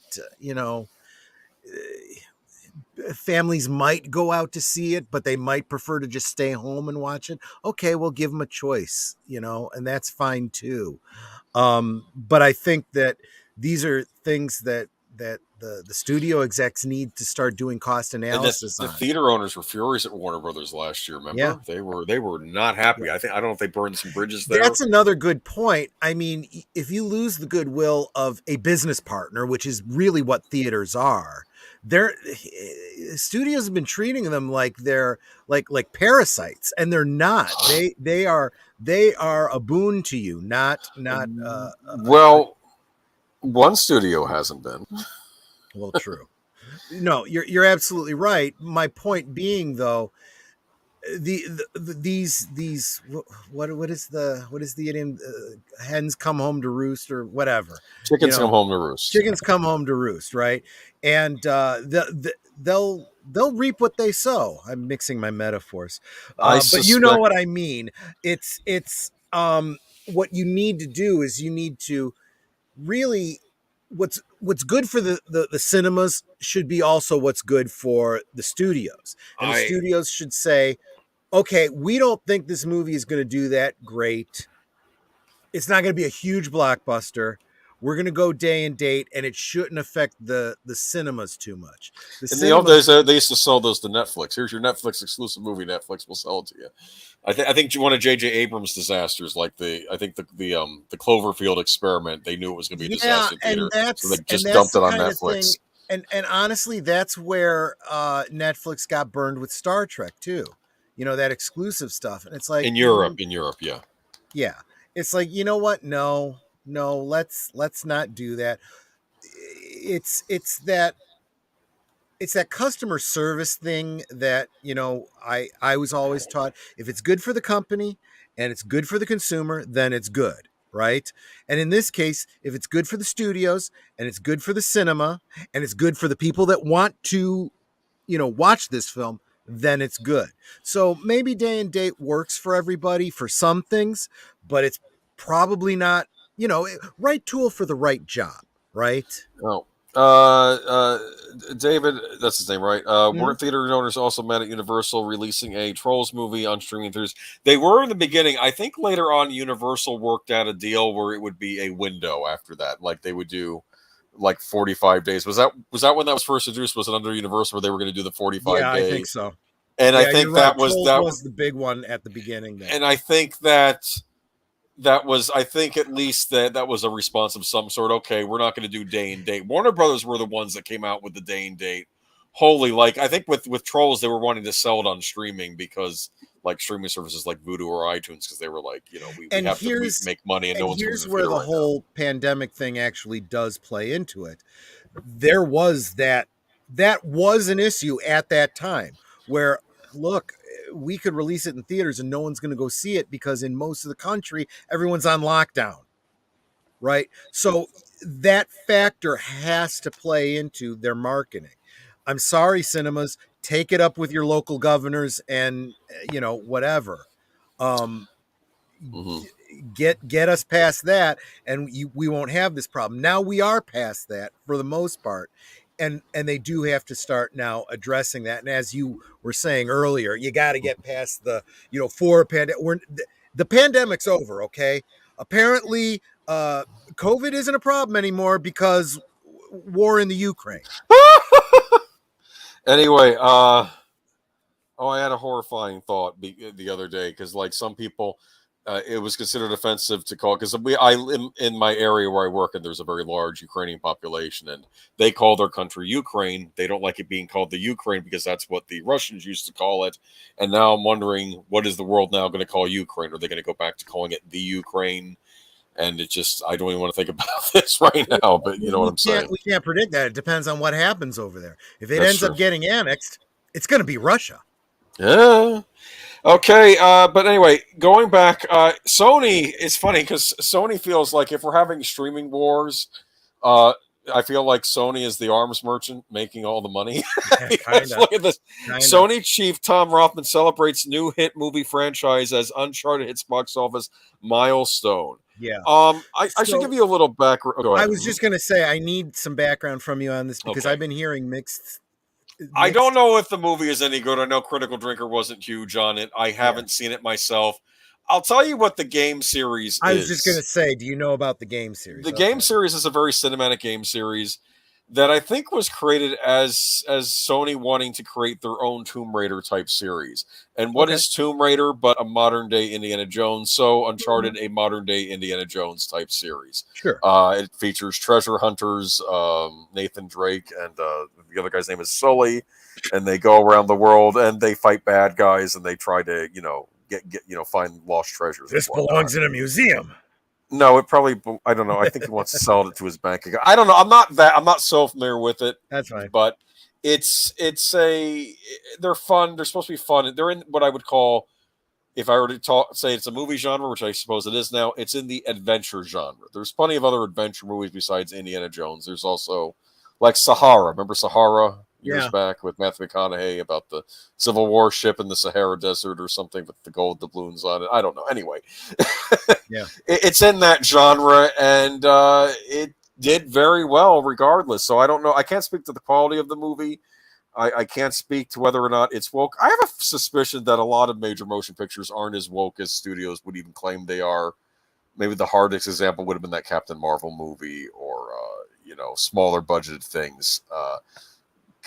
I know that they use woke marketing sometimes to things like Birds of Prey. I think was an example of that. But And I'll tell you I that think this is just a it's it's general audience. it's getting very, very clear that woke marketing is even films that aren't terribly woke Yeah, that were marketed that way are doing yeah, very poorly. yeah. So I think the studios are realizing that's a losing formula. And you've seen the marketing for this. What do you see? You see an action adventure movie Yeah, it's just an old, with Mark I would say Wahlberg, old who style action adventure with film. with Mark Wahlberg as the mentor So character and Tom Holland as Auditor the young Dread is treasure hunter. speaking Yeah. to the casting for the game.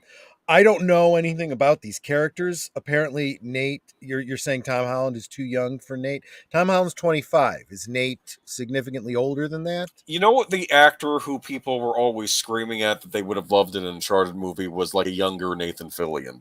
Yeah, That's basically who they would have but wanted now as the he'd lead probably be character. too old, Yeah, right? now he'd be too old. And there was the Nathan Fillion fan project to replace Nathan Drake and Stephen Lang as Victor Sullivan.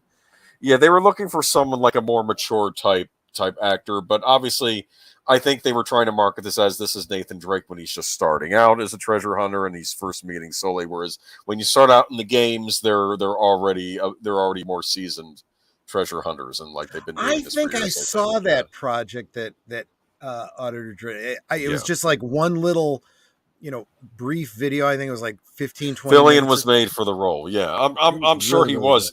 Fillion was made for Harold Jordan. Let's be honest Right? here. He would have And made a great Hal Jordan. and at least they had the wisdom in some of the Justice League animated features that he now has become the go-to Hal Jordan Yeah. voice, at least. So at least you have him as the voice. Yeah, yeah, yeah. Uh but regardless, I can't speak to the movie's quality. I can speak to its success, and Sony's 106.4 million global box office weekend for the Uncharted movie was another reminder to a streaming obsessed entertainment industry that the tried and true business model of theatrical features still works and that there's an audience for them. Yeah. Sony Pictures Motion Picture Group Chairman and CEO Tom Rothman underscored this in a company wide email Monday following the success of director Ruben Fleischer's Tom Holland Mark Wahlberg movie this past weekend and extolled staffers for delivering a blockbuster hit. Rather than sell the 120 million production off out of financial desperation during the pandemic, Sony believed in the event movie, protected it, and waited for the proper time to release it. The box office results from such actions. Uncharted was supposed to do 30 million over 4 days at domestic box office. It wound up doing 51 million, sending its current worldwide take to 139 million. Keywords in Rothman's note below is that he's already declared Uncharted a new hit movie franchise. When we spoke to Fleischer, he was hopeful about a sequel.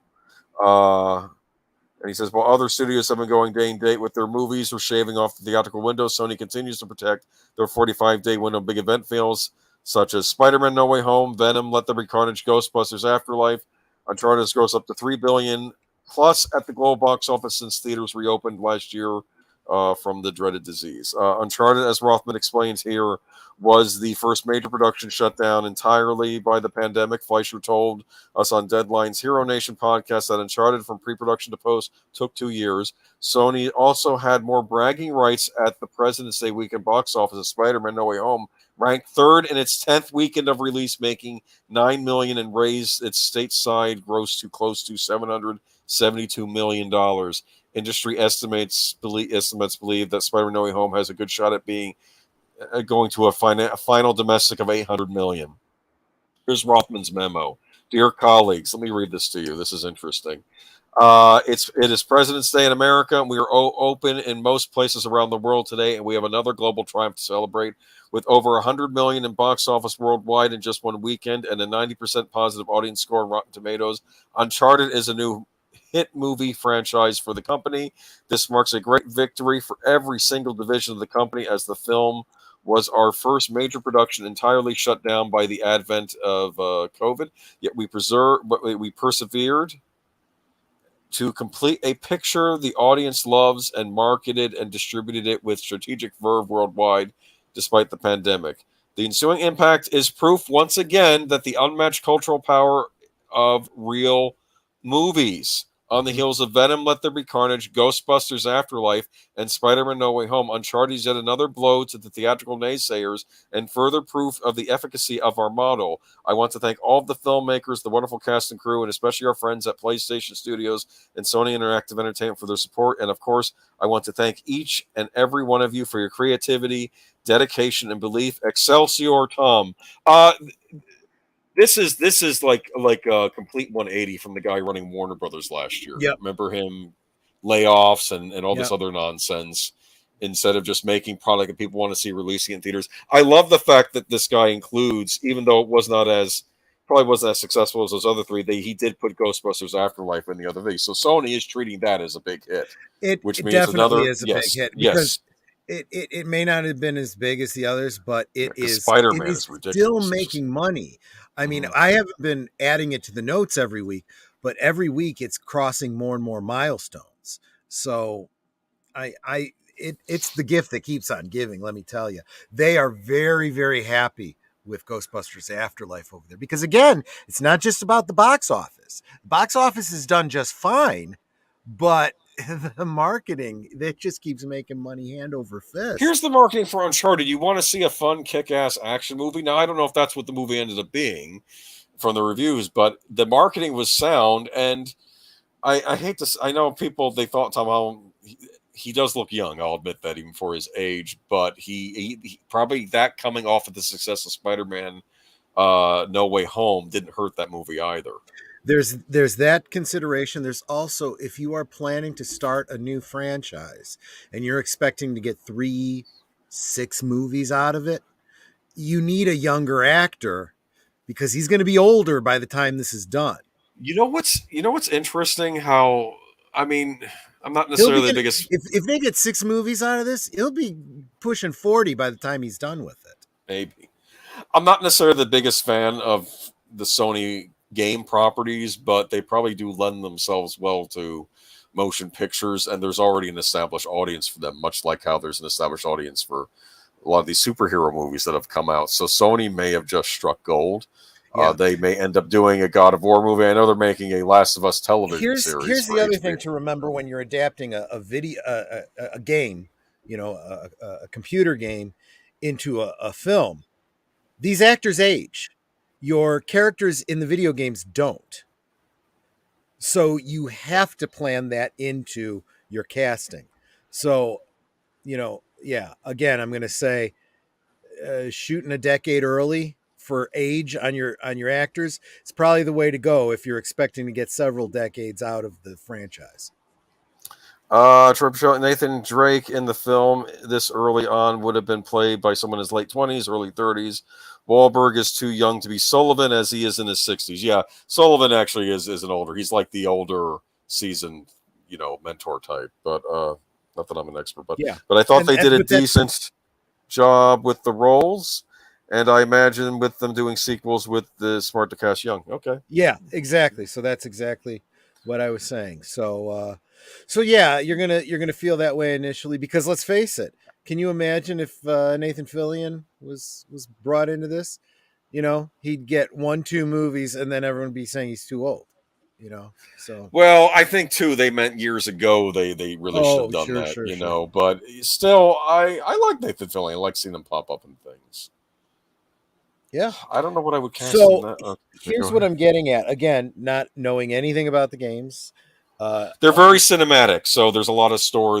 sure. They're well written. And I Okay, so do that know helps. what some of the other YouTubers have said about it. It's some people not too happy with the interpretation and so on and so forth. But look, you got to look at it from the point of view of the studios. The numbers don't lie. It made a profit. They're happy with it. It's gonna go forward. But do you know what I like about this? Hmm. I think this shows us that movie theaters are saved. It shows us, yeah, well, I've been believing that for a while now, but yes, this does say that. It also says there is market for new franchises. Okay. So I don't know how big Uncharted is in the gamer community, but the gamer community It's alone was fair. Yeah, go go ahead. ahead. I'm sorry. I Well, was no, gonna it's say it's a fairly new property compared to a lot of these other things we've been seeing. I okay. mean, it came out in the latter half of the 2000s as games. They Yeah. recently wrapped up the series, I think, with Uncharted 4. But So now they're it's planning it for movies. Yeah, but that audience would not be enough. They need a general audience. yeah. This isn't like Star Wars where you need all the fans and then let's try to get some new fans. This is honestly, we want the fans, but if they don't come, what we really need is a huge influx of general audience. And this movie sounds like it really does speak to the general audience. It's just general popcorn action adventure film. You know what I think though? I'm almost thinking though it's almost the Iron Man effect. People knew about Iron Man, but was he the most popular Marvel superhero at Yeah, the point when that movie good came out? point. Not Good and point. but they knew of him, and you had a strong cast, and then it blew up Yep. because of that. And that's sort of what this reminded me of. Like people may have not maybe younger people know of Uncharted because even if they don't play it, they know of the game and they know people talk about it, even if they've never played it themselves. So there's still some name cachet there. Yeah. So it's actually what I would say is maybe taking lesser known properties. You can take a risk and it will pay off for you big time. And What do you Sony want to owns this whole hog. They don't owe the rights to anybody on this. They what own do it. you want to bet that as this goes forward, there's going to be DLC for these games where you could have the No, characters played by the no, actors. that will people will get screamed because people love the actor who was, or I think Troy Baker, I believe. Correct me if I'm wrong. Chad played But that's the great thing about DLC. You don't have to use it. If you don't want it, you don't have to download it. yeah, Uncharted franchise 2007 to 2017. Yeah, so it went on for 10 years. That's the decade. Yeah. Uh, I I did want to say that you know what Sony did when they brought out their Spider-Man game that was on the PlayStation 4? They remade Peter Parker to look closer to Tom Holland, and people had a very bad reaction to it because it didn't quite look like Tom Holland, but they could tell they were trying to go for a similar look, Yeah. and people didn't like it because the Peter Parker in that game was like mid-20s, older, like looked older than Tom Holland and the idea was when he meets Miles Morales, he's an older character than Miles Morales, so he's Right, more of right, a right.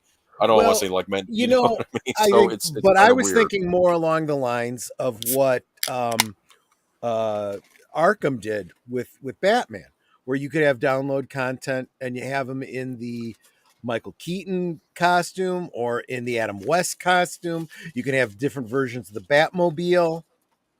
Doesn't change the gameplay any, and you get to decide which version you're playing with. Oh, Nolan North was Drake. Thank you for the clearing up. There you go. I keep thinking Troy Baker because Troy Baker's in everything. But Ghost of Tsushima, You Tsushima, keep thinking Troy Baker because he's got a really cool name. moving right along. Boy, I don't Doctor get Who, any points for anything, do you I? get points. Yes, Jeez. yes, Troy. Troy's a good name. Uh, Doctor Who gets a Dungeons and Dragons second, is that fifth edition Fifth compatible edition, yeah. tabletop role playing game. You excited? Let's move on. Cubicle 7 has announced. Let's move on. We're done talking about it. We'll go on to the next article. Oh, is that what you mean? Are you No, I dumb? don't know.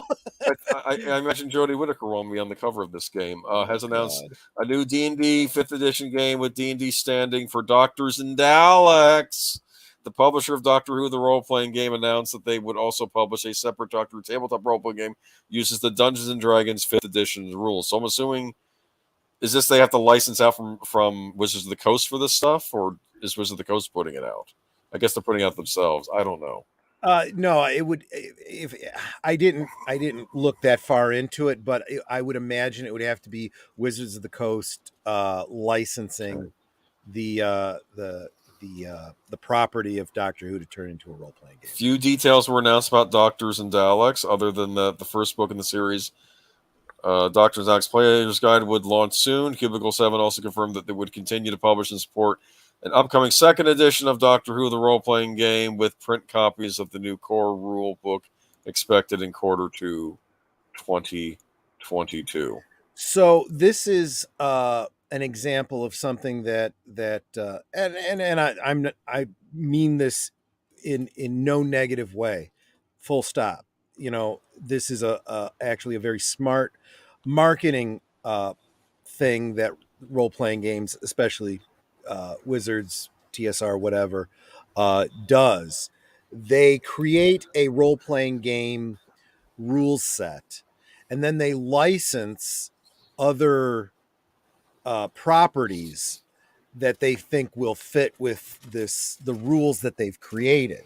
So, for example, West End Games used to do, if I remember correctly, they had Star Trek for a while. They had was it? Wait, no, I'm sorry. West End Games didn't have Star Trek. They had Star Phasa. Wars. Phasa.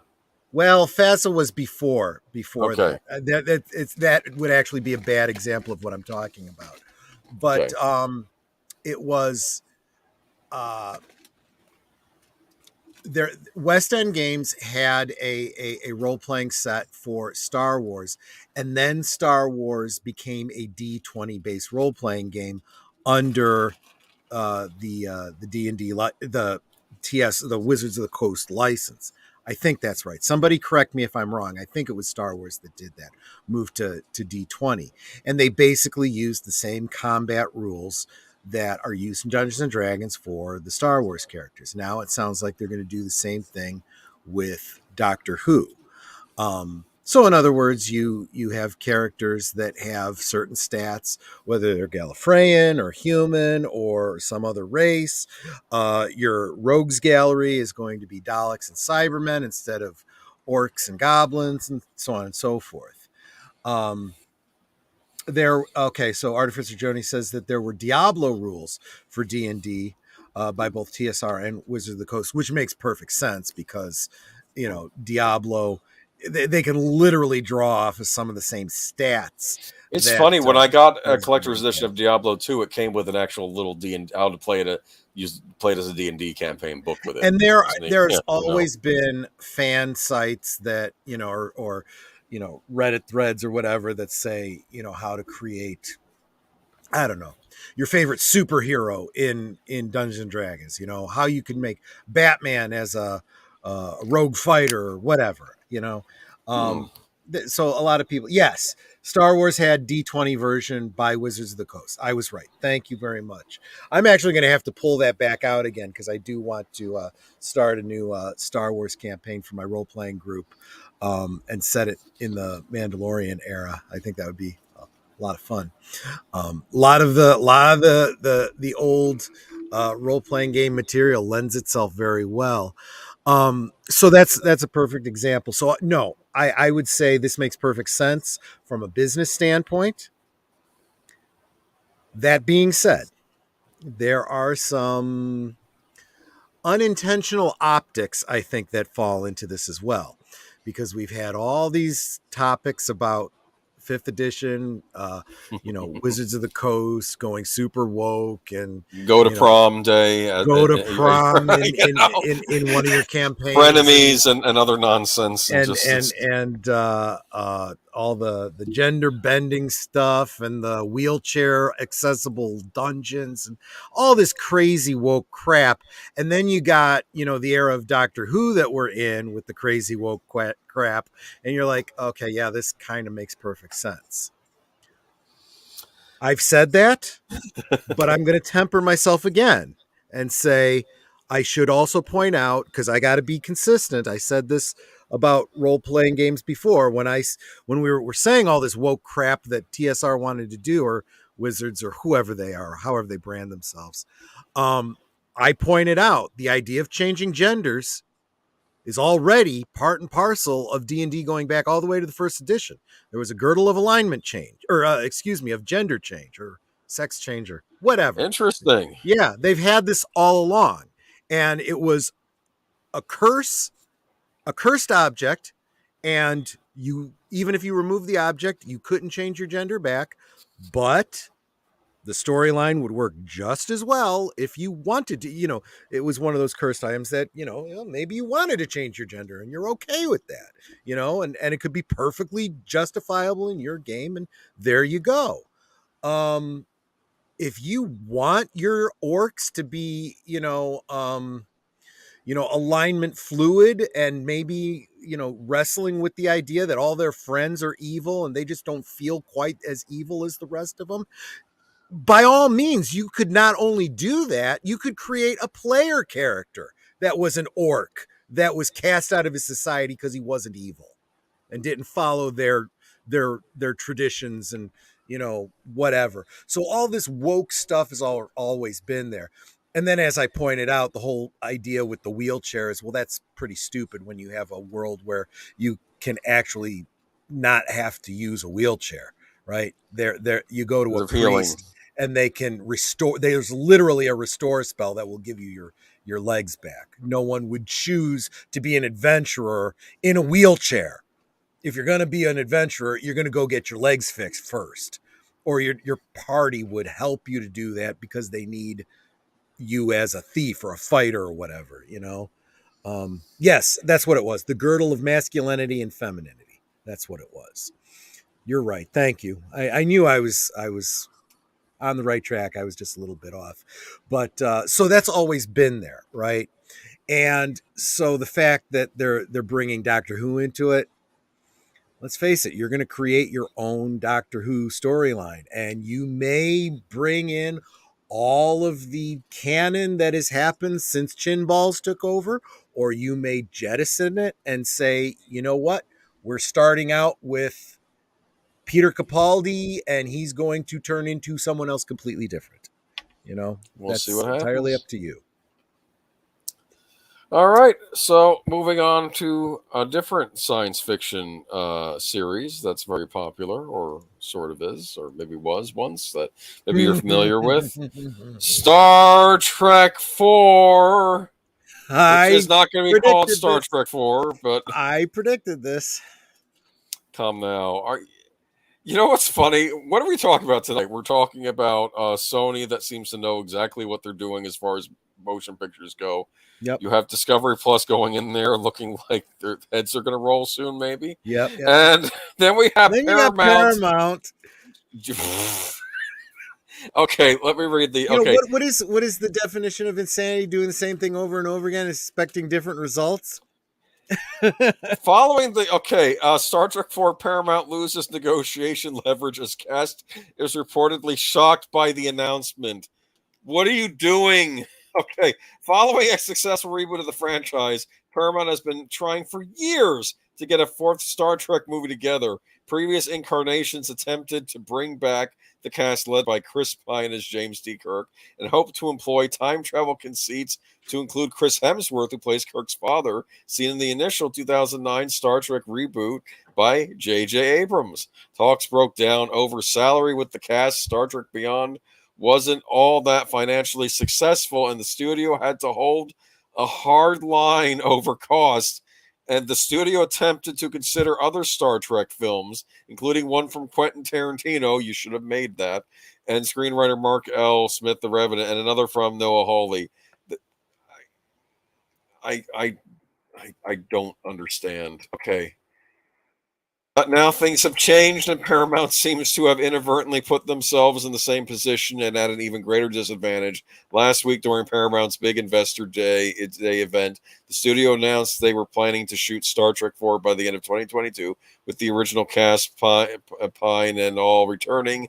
But one major problem: the announcement was apparently premature on Paramount's part. The Hollywood Reporter revealed that agents representing Pine, Zachary Quinto, Simon Pegg, Carl Urban, Zoe Saldana, and John Cho were were just as surprised as fans that their clients would be returning for a fourth film, since no talks had resumed and certainly no deals were in place. So this means, like, do you think what was happening? Like, she's talking, whoever was talking to the investors, and they're like looking bored and like, oh, and we're getting negotiations to another Star Trek movie, and that to get them to perk up during this meeting. And then, do you think that's what happened? I think that's what happened. What do you think? You there? Did I lose you? Oh, he went mute. Okay. Let me keep reading. THR says, according to sources, the sci-fi adventure movie has yet to be greenlit, and a budget isn't even in place. Two key things that need to be completed before production dates, prep, and schedule can begin. A clear sign that the next movie isn't a sure bet just yet. In other words, Paramount's announcement was meant to act as a big flex to Wall Street investors, but no deals and no real plan is in place. This means Paramount had lost all leverage with the cast's agents, and those agents can now easily gouge the studio, who has already announced a fourth film is coming with their talent involved. Talk about the left hand not talking to the right hand, and Paramount totally screwing themselves financially. Studios never learn from situations that are just a few years old, evidently. And I'm sorry, I didn't know that I was muted. I was actually over It's here fine. talking and you couldn't hear me. I It's had no fine. idea I was muted. Troy But is MIA. He's back. Okay. yeah, this is exactly, yeah, sorry. I was actually here. It's just you couldn't see or hear me. Um this is going back to what I said when this was first announced, right? And I said, okay, so this is what, the fourth time they're announcing a Star Trek 4? Yeah, I'll believe it when I see it. And sure enough, my prediction was spot on. This is another, and they keep doing it, and it is so transparent. It's honestly, this is like showing up at a board meeting without pants on. It really is. It's that stupid. I now the actors have leverage to up their asking price for the sequel. And that tells me it's just not gonna happen. You But then they know, lied to the investors that there was no plan for a Star Trek 4. watch this. They get So they so get they're Simon screwed either Pegg and they way. get Cho, but they don't get the others. And they're like, The well, Adventures of Scotty and the Adventures of Scotty and Sulu. Yeah, exactly. so stupid. I have a question. You have Tarantino expressing interest in doing a Star Trek movie. Do the Star Trek movie. It's Yeah. Tarantino. He actually knows Star Trek too, Especially which I found if surprising. he especially if he says he wants to be a producer. If he's gonna foot the bill for it, friggin' let him do it. He could probably You have can't, done it on a smaller budget. it's like you guys can't figure this shit out. Let someone else do it. And if it bombs, it's his money. You know? It's just Yeah, no, ridiculous. they blew that one. And let's face it, all the investors know that this JJ verse is not Star Yeah. Trek. Well, here's part of the problem too. You have the JJ verse. I don't think Discovery is part of the JJ verse. I think that's a separate thing, even though they're sort of owned together, It right? falls under the same licensing though. It's still Bad Robot. It's But still it's not JJ verse because one, you have two Spocks. You have Zachary Quinto and you have this other guy on. that's exactly it. It is a friggin' mess. So it doesn't matter if it's the same canon or not. The fact is it's the studio. It is, they know that Bad Robot is bad for business when it comes to Star Trek. I'm not even going to talk about any other projects that he's shat all over. I'm just specifying on this topic. The investors know this is not making them money. They are not going to put money into it. Netflix walked away from it. You know, all the other streaming services have walked away from it. That left Paramount to have to put it on their own service. So they're just literally throwing good money after bad.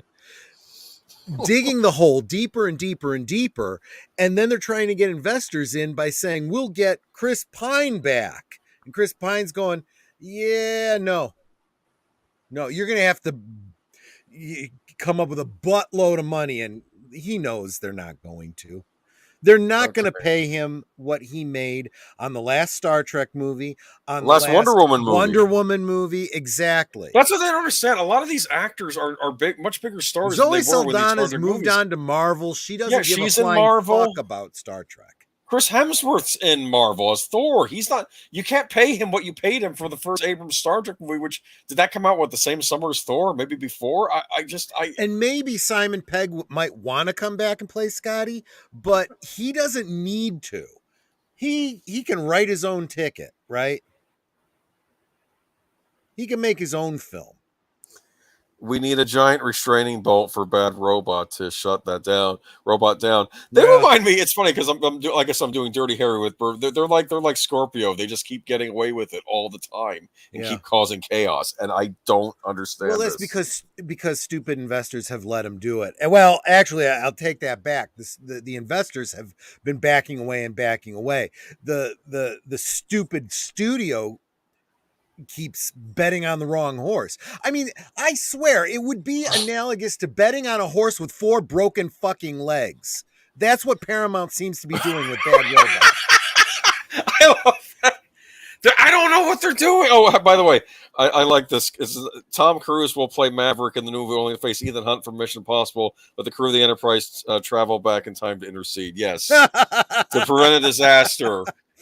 Wow. Like an evil, like the Klingons are trying to set Maverick and Ethan Hunt against each other, and it will change world history. So the Enterprise has to. I don't know. Jeez. No, well, let's not. I would actually pay to see that train wreck. That would be kind of funny, actually. A plane wreck, I guess. Okay, a script is still currently in development, and WandaVision director Matt Shakman. Right there. What do we say? Whenever we hear a script is in development, that means they got nothing. That means it's not actually happening. This is an idea. This is a pipe dream. This is listen. We're thinking about doing this. Invest in us, and we'll make it happen. Listen to this next sentence. Paramount still hopes to have a completed movie by December 22nd, 2023. Paramount hopes to still have a studio by 2027. They screwed they screwed themselves over by not releasing Top Gun Maverick last year. Sony already said, "Look, the people are going to the movies again," and they didn't release it. Honestly, I think Paramount is going to end up going bust and being sold off to. You know what? Sony should just buy Paramount. Oh, listen to this last thing. Given how obvious a strategic blunder this is, even you or I can see how this cart before the horse tactic is going to totally backfire. Does this not make one wonder what is going on at Paramount and how, in God's name, they're going to have a successful Star Trek 4? Stay tuned to this space because it's likely not the last time we will hear about the situation before this film is actually greenlit. What was this from? I'm sorry. I want to give extra credit. This was from the playlist. Yeah, I don't know that. I'll be looking at their site in the future. That's pretty good. Well-written. It's a good article. Very good. I like the style of that particular writer. It sounds like the kind of writing I would do. This strikes me as a miniature disaster. It's an absolute disaster. Here's the other thing.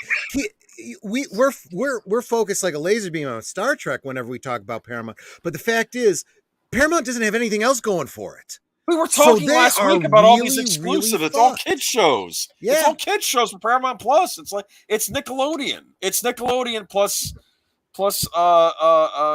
Michael Burnham shows. It's okay. I keep hearing from people that are still watching Star Trek, oh, you should see this Prodigy. It's really, really good. It's the closest thing we've had to real Star Trek. I'm like, it's a cartoon. I don't care. I mean, just like you can tell me that some comic book that Star Wars is doing is really good. Doesn't matter. It's not canon. Comic books will never be canon. and cartoons will never be canon with Star Trek. I can imagine it's the best of what's being offered now compared Yeah, to the other shows they have, and also the that Lower Decks thing, which Lower Decks is the exact opposite situation. yeah. So I So mean, it's possible that people behind the show actually do care about Star Trek and trying to make something good, but they need to clean house in there now. Anyway, on that Lower Decks thing, this is a little side thing, but it's kind of funny. I play Star Trek Online, right? right. And they make content for everything, and they try their best to make everything work. And honestly, the writers on that game are doing a great job with what they have to work with. It's really brilliant. And they worked in well, there's not much to do with Lower Decks, right? They introduced the uniforms, the ship, um and you can get the four main characters Hmm. as bridge, not bridge crew, but like they could do missions for you. But unlike any other crew members on your ship, if you download them and then remove them from your ship and get rid of them, you cannot reobtain them again. And it is the most bizarre thing because honestly, they're not very good characters. There are so much better crew members.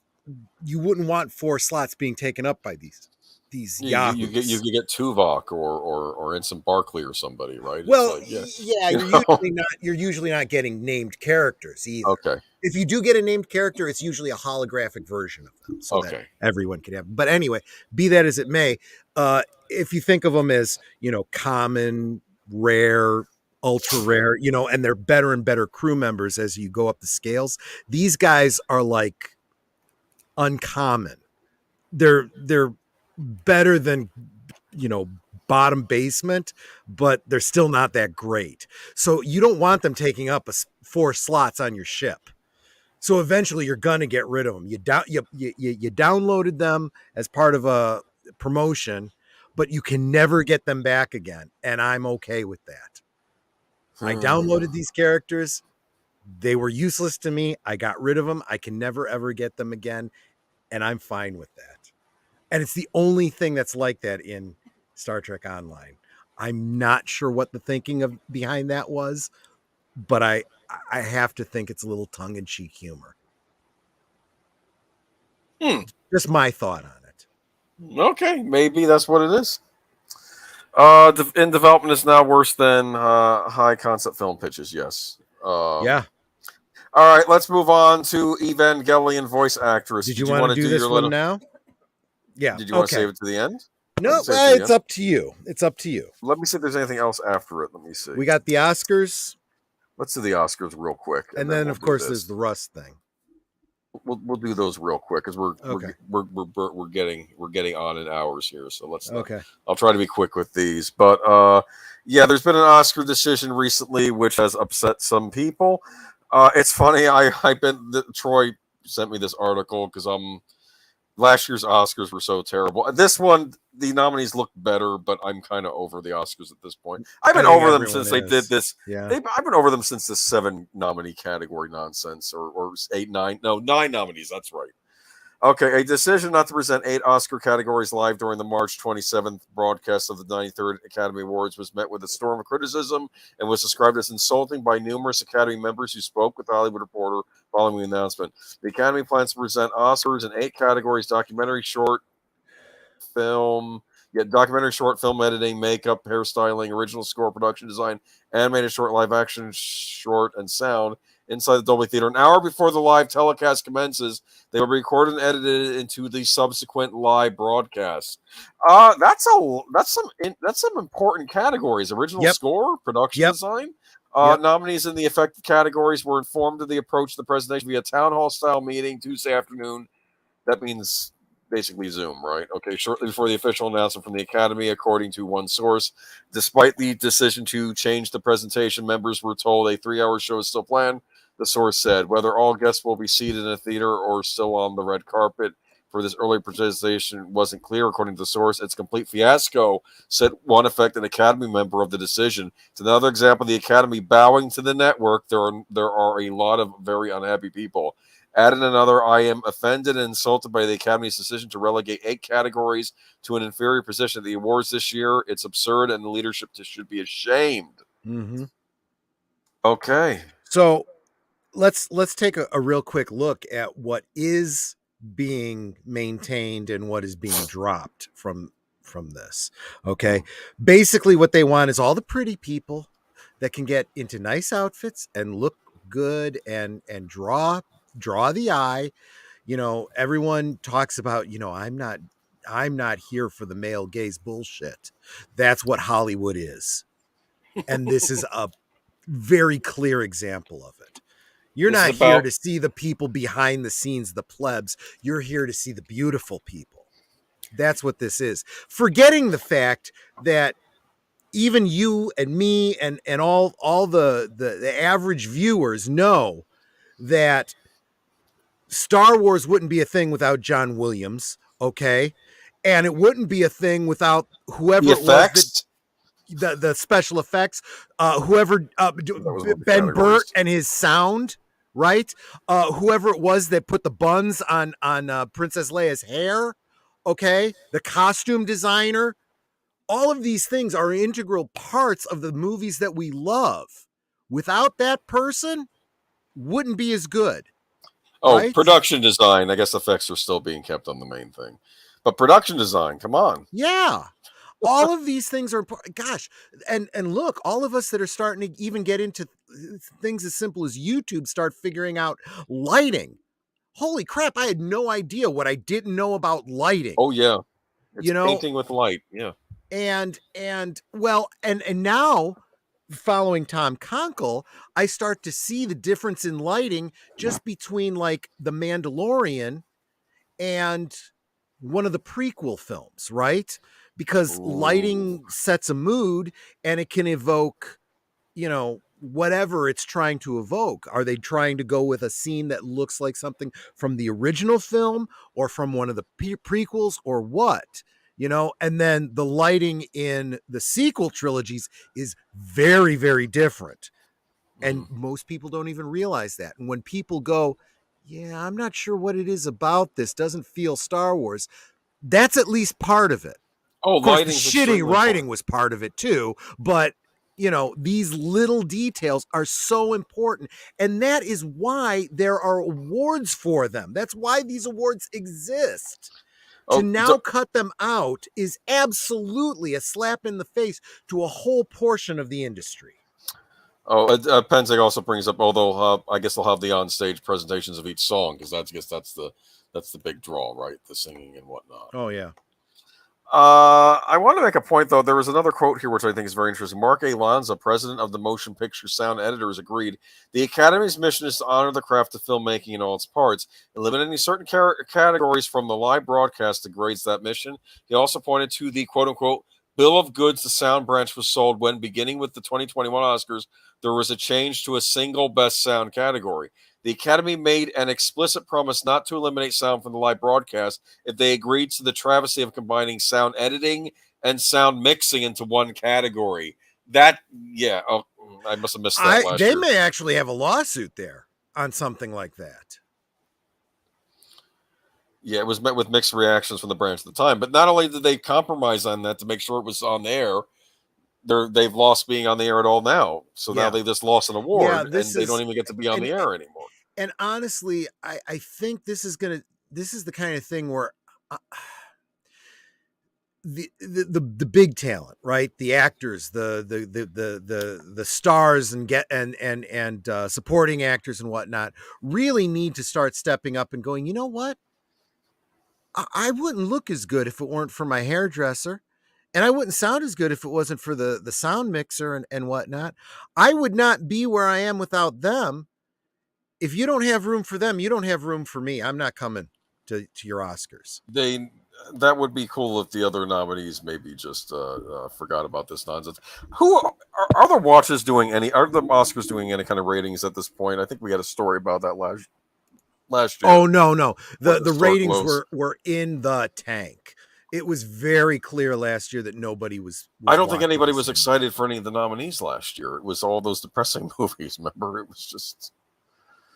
Yeah. So yeah, they really need to get their head out of their ass on this one. But it's just spiraling down the drain, and this is just another example. Is really all this article is.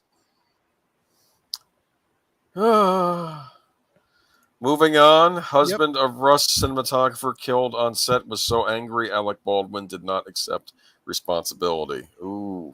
Mm-hmm. We do cover the ugly on this stream sometimes. Matt Hutchins, the husband of cinematographer Helena Hutchins, who died while filming the movie Rust, blames his wife's death on the movie star Alec Baldwin, as well as industry standards that were not practiced on set. I think you were bringing up a point, like they're not following the standards set for how you handle these. Oh, absolutely not. Yeah. They are getting ripped apart for the things that they didn't do. Absolutely. Helena Hutchins was shot and killed by a bullet from a prop gun on October 21st on the set of Rust at Bonanza Creek Ranch near Santa Fe, New Mexico. Baldwin was holding the prop gun when it fired, though he told authorities that he never pulled the trigger. The Hutchins family filed a lawsuit on February 15th against Baldwin and others involved in the film, alleging that reckless behavior and cutting costs led to the 42-year-old cinematographer's death. Baldwin has denied accusations that the set was unsafe.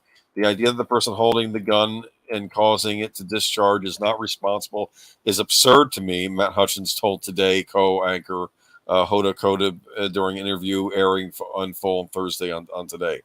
But gun safety was not the only problem on that set. There were a number of industry standards that were not practiced, and there's multiple responsible parties, he added. Today has reached out to Baldwin's representative and Rust Movie Productions for comment. The bullet from prop gun for the hit Hutchins in the torso and the movie's director Joel Souza in the shoulder. Hutchins was airlifted to a hospital in Albuquerque where she died. Souza is recovering from his injuries. In addition to her husband, Hutchins left behind their 9-year-old son. That's awful. Less than 2 months after the tragedy, Baldwin discussed the incident in an interview on ABC News, saying, "Someone is responsible for what happened, and I can't say who that is, but it's not me." Matt Hutchins said seeing Baldwin speak about his wife's death on the television enraged him. Watching him, I just felt so angry. Hutchins told Hoda, "I was just so angry to see him talk about her death so publicly in such a detailed way and then to not accept any responsibility after having just described killing her." Baldwin also told ABC News that Helena Hutchins had asked him to point the prop gun off camera and toward her arm just before it fired. Almost sounds like he was the victim. After hearing him blame Helena in an interview and shift responsibility to others and seeing him cry about it, Hutchins said, are we really supposed to feel bad about you, Mr. Baldwin?"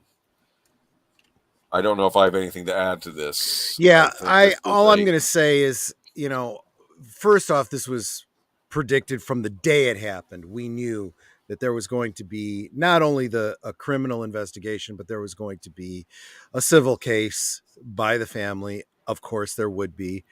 Um, on the one hand, from a legal standpoint, um, you know, Baldwin's attorney, the first thing he's going to say is shut your mouth. Don't take responsibility for anything. That's just the way it is. Problem is, it was that first part that Baldwin never ever did. He never shut his mouth. It's one thing when you're going to court and you might be uh you have a criminal investigation happening, you have a possible civil case, you don't admit to anything and don't take responsibility for anything. You let your lawyer do all the talking.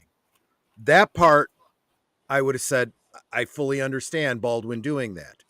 But he always had to keep doing the interviews and doing the interviews, and he has done himself no favors. None at all. So now so now Alec Baldwin's claim of him not pulling the trigger is being actually taken into account. I feel sorry for the family of the victim having to deal with this on top of losing a loved one. Yeah, I think we all do. And I don't know how this is going to work out in civil court or what's going to happen to him. I think his Hollywood career is over. I don't know. Do you think anyone's going to want to work with him again after this? I mean, I don't know. This is Hollywood is such an incestuous group. You never know when they're gonna. You know what? oh yeah, you shot somebody, but you say all the other political things right, so we'll forgive you. I don't know. I don't know how this is going to go. They're so friggin' hypocritical. Who knows what they'll decide to do? I don't know. I feel awful for the family. And industry standards need to be, that should be an awards category. Someone who makes sure that industry standards are being followed. Right? Maybe. I don't know. I don't know. Let's move on to our final story of the Yeah. night. Do you want me to go first, or No, do you want to show your thing you first? no, you go ahead Okay. and outline the basic thing, and then I'll give a kind of a recap because I think people need to understand what's going on here.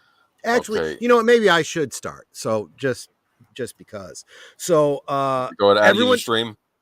no. I'll tell you when. Okay. We could, that'll probably be towards the end. Okay.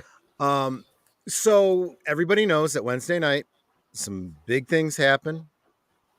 Arguably, World War III has started, but you know, I don't know.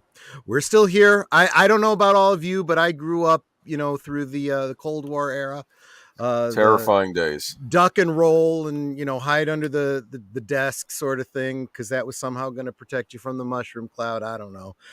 So this is not new to me, but it might be new to some of y'all. So just in case you need I'll give you the cliff notes. Okay, so long and the short of it is, Russia remembers the good old days when Russia and Ukraine were a couple, and Putin decided that Ukraine looked extra submissive and breedable, and they were going to carve off a piece of that ass. So Wednesday night, they moved in, and Ukraine is denying these advances with rockets. Russia likes it when they struggle a little and is continuing to advance with helicopters and tanks. Ukraine starts blowing rape whistles that look like surface to air missiles. So that's basically where we're at right now. And you know, just to be real about it, this was a tweet, or not a tweet, but this was a statement that Putin made. Uh, on social media, he said Russia cannot feel. This is of course translated. Russia cannot feel secure with the threat from Ukraine. I have declared a special military operation aimed at demilitarizing and denazifying of Ukraine. And that's basically what set off Red Dawn Ukraine edition. Because Ukraine was such a big threat to Russia. They had to march in on Wednesday, and the fighting's been going on through the weekend. Um, I had to explain to my uncle, he said, "No, this Ukraine situation can't be that bad. Haven't seen any women on Instagram posting their little graphics about it yet." Yeah, that's just great. All the sorority girls are going to become geopolitical experts, and that's basically what we're getting to with this article. If you want to go ahead and read it. Okay. So there was a Japanese animated series that's very popular, Neon Genesis Evangelion. And I know there's different dubs of it, but this is an actress from the original dub. She was on Twitter recently. This is from Bounding in the Comics. And Evangelion actress Amanda Winley embraces Russia invasion of Ukraine, anything that keeps Trump out of the White House. I'll go ahead and read this little bit of a trash fire here. Neon Genesis Evangelion voice actress Amanda Winley says that Russian President Vladimir Putin has done the USA a favor by invading Ukraine because of the actions potential to help Joe Biden win a re-election. And in her view, anything that keeps Trump out of the White House, I embrace. When Lee ostensibly threw her support behind Putin's aggression on February 23rd, taking to her personal Twitter shortly after the superpower launched its offensive into Ukraine to assert, in one way, Putin did us a favor. Historically, every president running for re-election during a war has won. Met with pushback from her followers, many of whom found themselves unsure if the voice actress was making a joke. Winley responded by asserting them, F you, I'm serious. Anything that keeps Trump out of the White House, I embrace, she declared in the since deleted tweet. Whiny bitches clutching their pearls and trying to police my tone will be blocked. If Trump gets back in office, we'll have the casualties from the war and the genocide of LGBTQIA people. The voice actress continued, I'm not effing kidding. Win Lee then attempted to explain her willingness to embrace the invasion of Ukraine, telling her followers, when my father and my son both had cancer at the same time, I desperately clung to any bit of silver lining to get me through. It's how I process trauma, and I don't give a F what you think of my process, she added. She then further doubled down by explaining to pearl clutching, wilting lilies, I am legit terrified that Trump may get back into office. This takes me out of the equation. Shit that must be dealt with right effing now. In no way, shape, or form do I endorse more than she attempted to backpedal. Y'all so desperate to be offended or something. Eventually, after hours of backlash, Win Lee would offer a childish non apology, writing to her followers on the morning of February 24th. Okay, y'all, I effed up.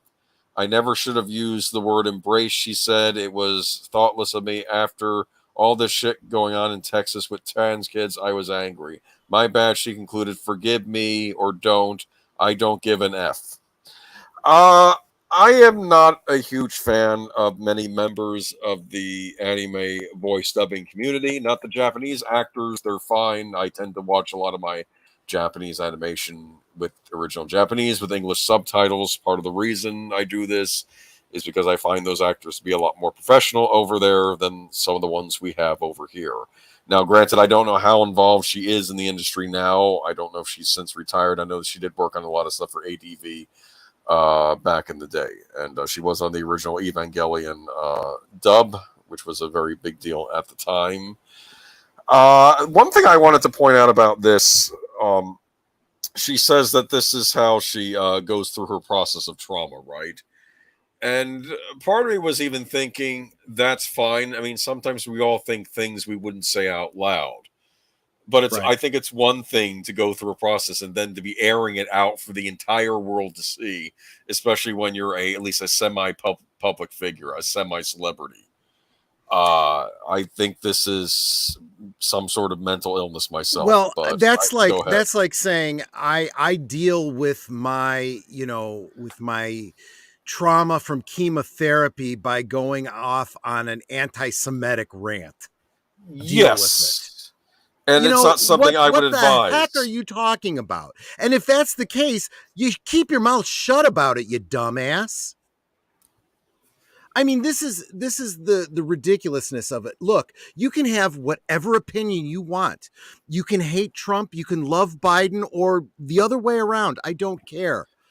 But before you start spewing your opinions that directly reflect on whether or not thousands, maybe millions of people die, you might want to know what the fuck you're talking about.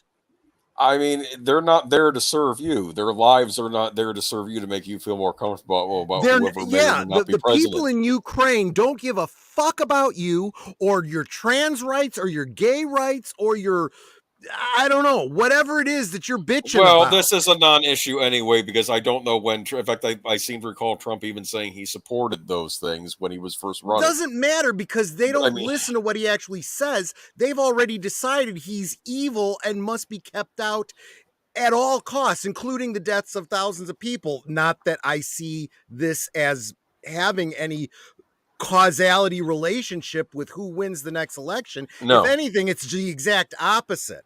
I think most people are going to say, "Oh, yeah, Biden's doing a brilliant job." He we have empty shelves, and now we start World War III. You're doing a bang up job, and now the gas prices go higher and higher and higher.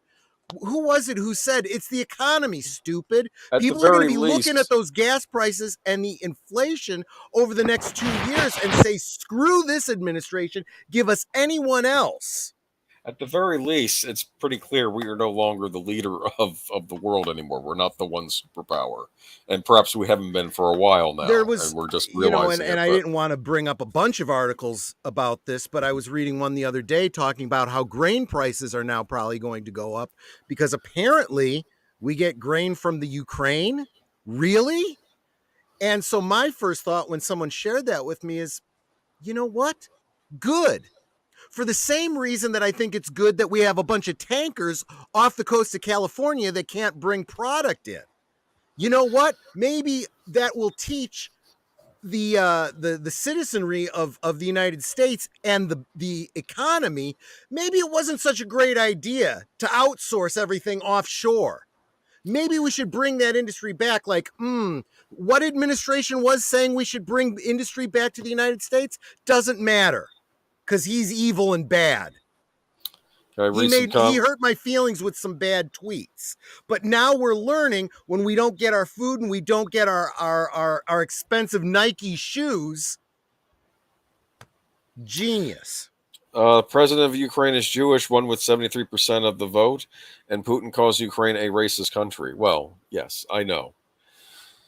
Yeah, and he's going to denazify them. It's ridiculous. Well, it's a popular word. Look, you just call your enemy that without there being any proof of it. That's exactly right. And you know what? And dumbasses like this bitch believe it. Oh, there's Nazis there. Good thing Putin's going in.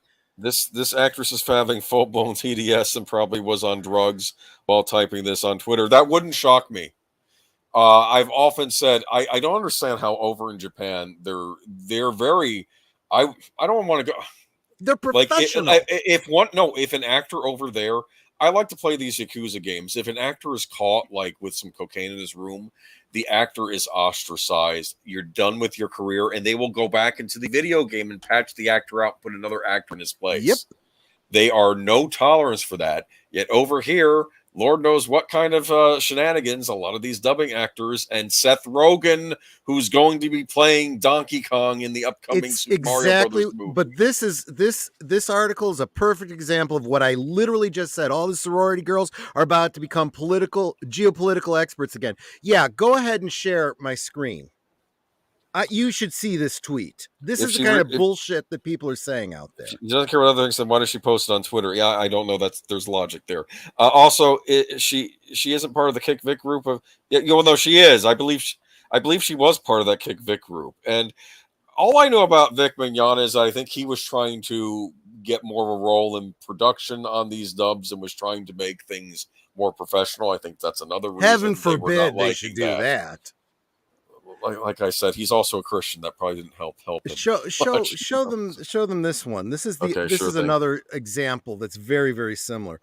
I feel so badly for the Ukraine people. I feel like I'm watching George Floyd die all over again, only the country version. We all stand around knowing this is so wrong, but helpless to stop it. What can we do? Hashtag Ukraine is George Floyd. What the actual fuck?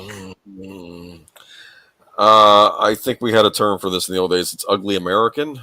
This goes way beyond that. This is, I don't know. I mean, this is serious brain damage. I mean, this is an inability to think clearly. It makes no logical sense. I want to talk more about George Floyd, so I'm going to tie it into this somehow. Even if it makes zero sense. Look, I'll tell you something. You can have your opinion about what's going on in the Ukraine, but the fact is it's not our fucking problem. Okay? It's not. Why do we always need to be the world's police? Okay? What this really comes down to is they wanted to join NATO. And Russia said, we don't like that idea. So we're going to invade you before you join NATO. And NATO is now in a situation like, well, they didn't really join us. Are we supposed to help them? What are we supposed to do? Weren't members of the European Union supposed to be talking to him and calming this all down? I heard Macron was leading the whole thing, and did that kind of just? Yeah, even the president of Ukraine was like, yeah, we got this. We're fine. You know who it was that was really pushing? It was Joe Biden. He was the one who was saying, if this happened, we're going to do these sanctions and blah, blah, blah, blah, blah, blah. And Putin's like, don't push it. Don't push it. I'm wondering, too, Fine, fuck it. We're doing it now. Did they think they were going to get the sanctions regardless, too? That's another thing I've heard floated around, and that was one of the reasons why. Do you really think they care about sanctions? Do you know how many sanctions we've had against Russia for so freaking long? They just don't really care. What it comes down to is, I mean, and this is just my opinion from this is my bias showing, but this did not happen. You think everybody still believes, even though it's been completely debunked, okay, by every reasonable stretch of evidence, people still believe the whole collusion with Russia thing with Trump, even though it's been debunked. Doesn't matter. They still believe it, right? So if that was true, why is this happening now? Why didn't it happen during the Trump administration? We'll march in. Trump won't do anything because he's our buddy. We got him into office, and guys, watch Wag the Dog. That's what this is. Okay, this is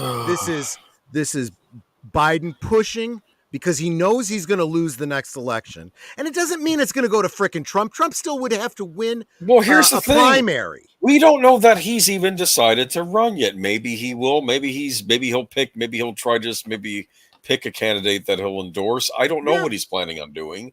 Only he knows what he's planning on doing, and it doesn't mean that he'll get the nomination if he decides to run again. And also, we don't know if Biden's going to be running again. I kept thinking they were trying to groom the VP as the next one, but I don't think it actually doesn't matter if he does run or not, because at this point they're going to call anybody who all indications are that the DNC is not doing well in the polls. Okay, they would vote for a ham sandwich before they would vote for a Democratic president. That's why they're doing this. Hey, if we can get involved in a war, they're not going to change. They're not going to change. Tracks in the middle of a war. So let's do that, guys. That's what this is. Okay. We always talk like the Republicans are the hawks. No, they're more isolationist. They're like, no, we don't need to spend money and send our troops overseas. It tends to be the Democrats that push for the wars. Yeah. Oh, I wanted to clear something up too. Auditor Dread is right. The Kickback actors are a bunch of cohorts who are hired by their Funimation friend. That's how they keep having work as the racket growing on. They target Vic due to his religion and his good relations with the fan base. That's why they falsely accuse him. Guy jealousy. These people are miserable and live to be innocent. Yeah, what I meant by saying she wasn't part of the cohort accusing him, but I think she was showing her support for them. I think I did read her. I think that wasn't an article I read. So no, she wasn't directly involved, but she was cheering them on from the sidelines. That's what I meant to say. Yeah. But it's. Part of me wonders if she's one of the ones that flipped out over people complaining about the music being removed from the new Evangelion dub that was on Netflix, because apparently they removed "Fly Me to the Moon." You know that song? Song. Actually, I was on Jedi Bill's karaoke last night, and the lovely Sherry sang that song for me last night. Yeah, if they were doing anime night, there actually are American songs featured in some anime, and that was one of them. And nice. Also, the band Yes, one of their songs was featured in anime. Oasis had a song. And sometimes when these things come out over here in the States, the licensing fee is too high. They have to remove the American song from the intro credit or something, or well, Yes is a British band, but so sometimes they have to remove the popular song. And it's kind of a pain because I guess the music licensing is more money over here than maybe it is licensing a foreign song in Japan. I don't know. But yeah.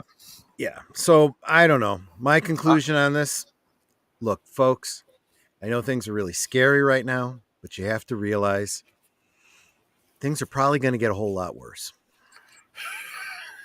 You're sounding like Jack Dalton from what is it, the Roadhouse, where he says things are going to get worse before they get better.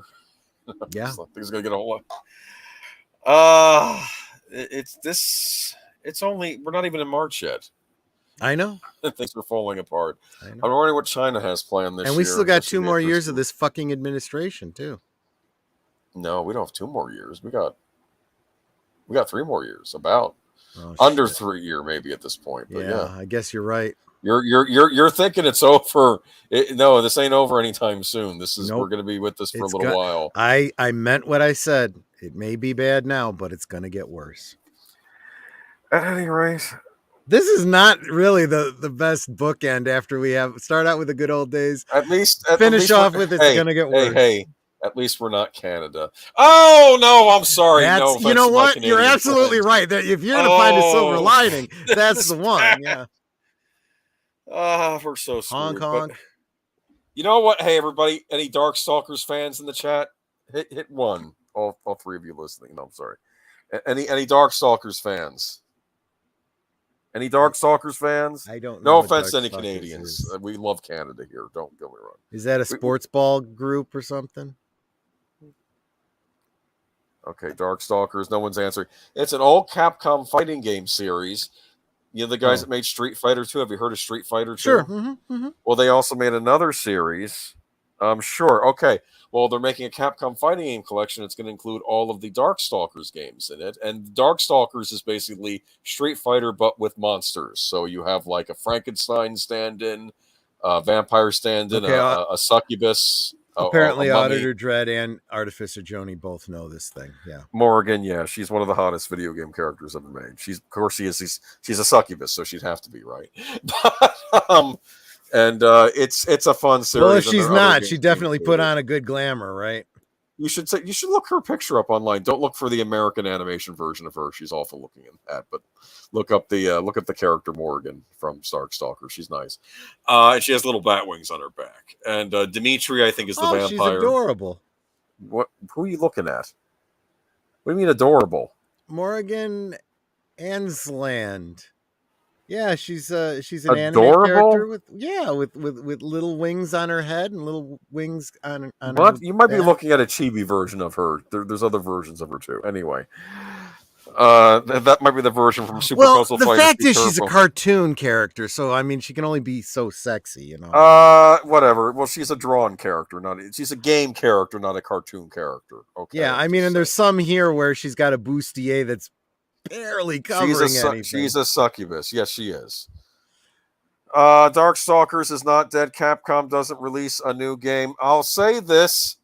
I know what you're saying, Artificer Joni, but at least we're getting a collection of the old games. That's a step in the right direction. You never know. Oh, okay. I just hit the fan art. Well, the fan art's going to be a whole nother. Don't look at that. That's not safe for work, I'm sure. At any rate, though, it's also going to include Super Puzzle Fighter 2 Turbo, which is really like a Tetris style game with or column style game with like the Street Fighter characters in it, and then you have I think it's called Pocket Fighter, where they're all like the cute versions of all the characters fighting, you know. So, and also a version of Street Fighter 2 Hyper Edition, which is the old PS2 edition of Street Fighter 2, which was very neat. So you get all these in one collection, and I was trying to end on something positive, so there you go. Never heard of them. Okay, well, it was not as popular as Street Fighter, which is probably why Capcom has not done as much stuff with it. But it's neat if you're into things like the old Universal Monsters. It's like a fighting game with those in it. Do you understand? It's like you have like a Frankenstein character in there and a mummy character and other things. So it's kind of neat. All right, well, that's it. What do you got going on this week?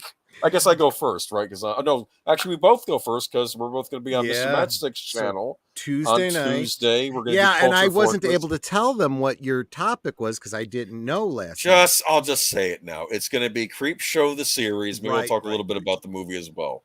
I have 2 more episodes. I am going to try to get them watched before the stream, just because I wasn't going to try and get the whole show watched, but I'm so close. I might as well get the whole thing watched. And it's a neat little series. It's an anthology series, and it has gory stuff in it, and it's trash, but I love it. That's what I want to say. Was this a series on? Did you say it was on HBO? Shudder.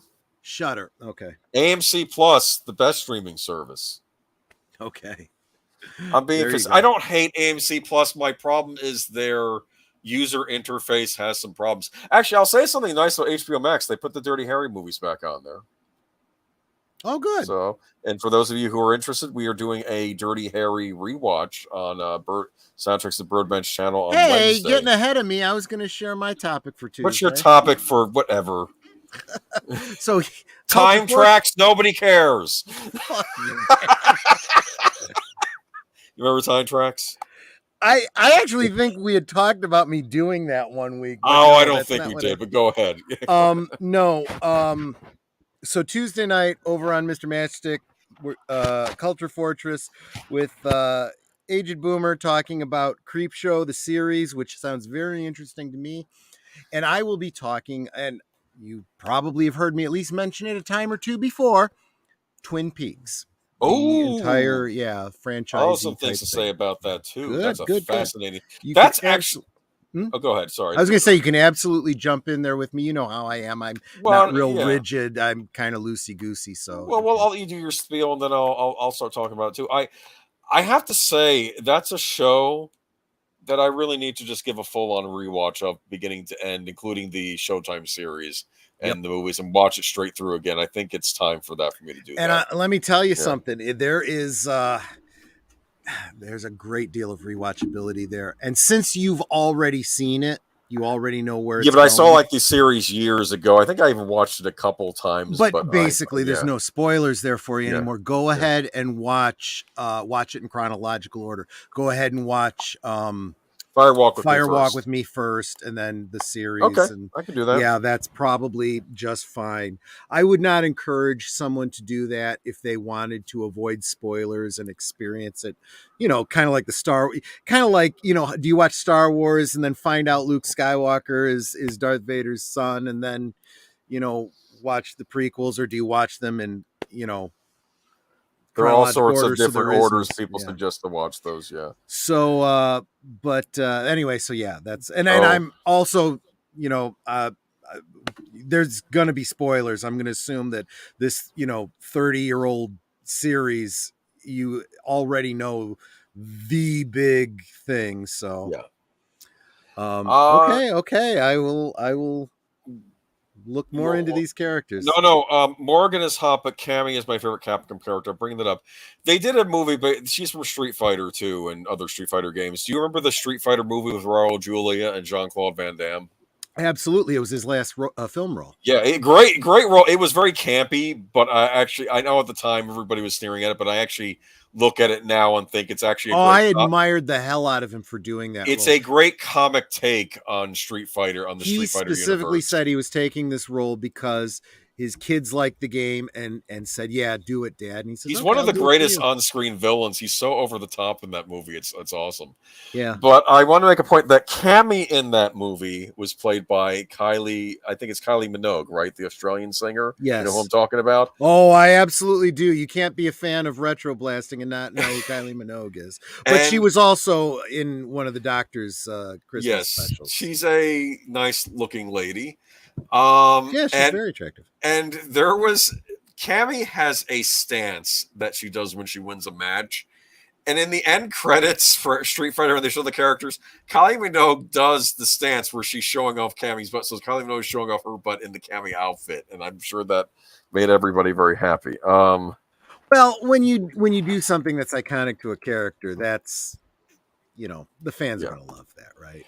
yeah, and it's perfect actress they cast for that part at least, and yeah, and no, there's some good stuff. If you're Capcom fighting fans, you even get a really good version of Street Fighter on there as well. If you even if you don't have the other collection, so. All right, so we're gonna Friday. You want to do a Secret of Nim rewatch? Is that correct? Yeah, I think I will. I'm, See if they're yeah. I didn't have any other plans, and why not? And then that'll open us up to talk about it then on Sunday. Sounds good. Okay, sounds great. All of you have a good week, and hopefully we'll all still be here. I'm sorry. Let's not say that. It's absolutely right. I mean, when Those it of you in becomes, Europe, they'll probably hit us before they hit you. I'm I was sorry. just What gonna am I say, doing? remember, if it suddenly becomes bright as daylight at 9 p.m., kiss your ass goodbye. Haven't you always wanted to live the future of the Omega Man, huh? Yeah, Okay, you anyway, you got to Mad survive the Max, bombs first. Mad Max, remember Mad Max, huh?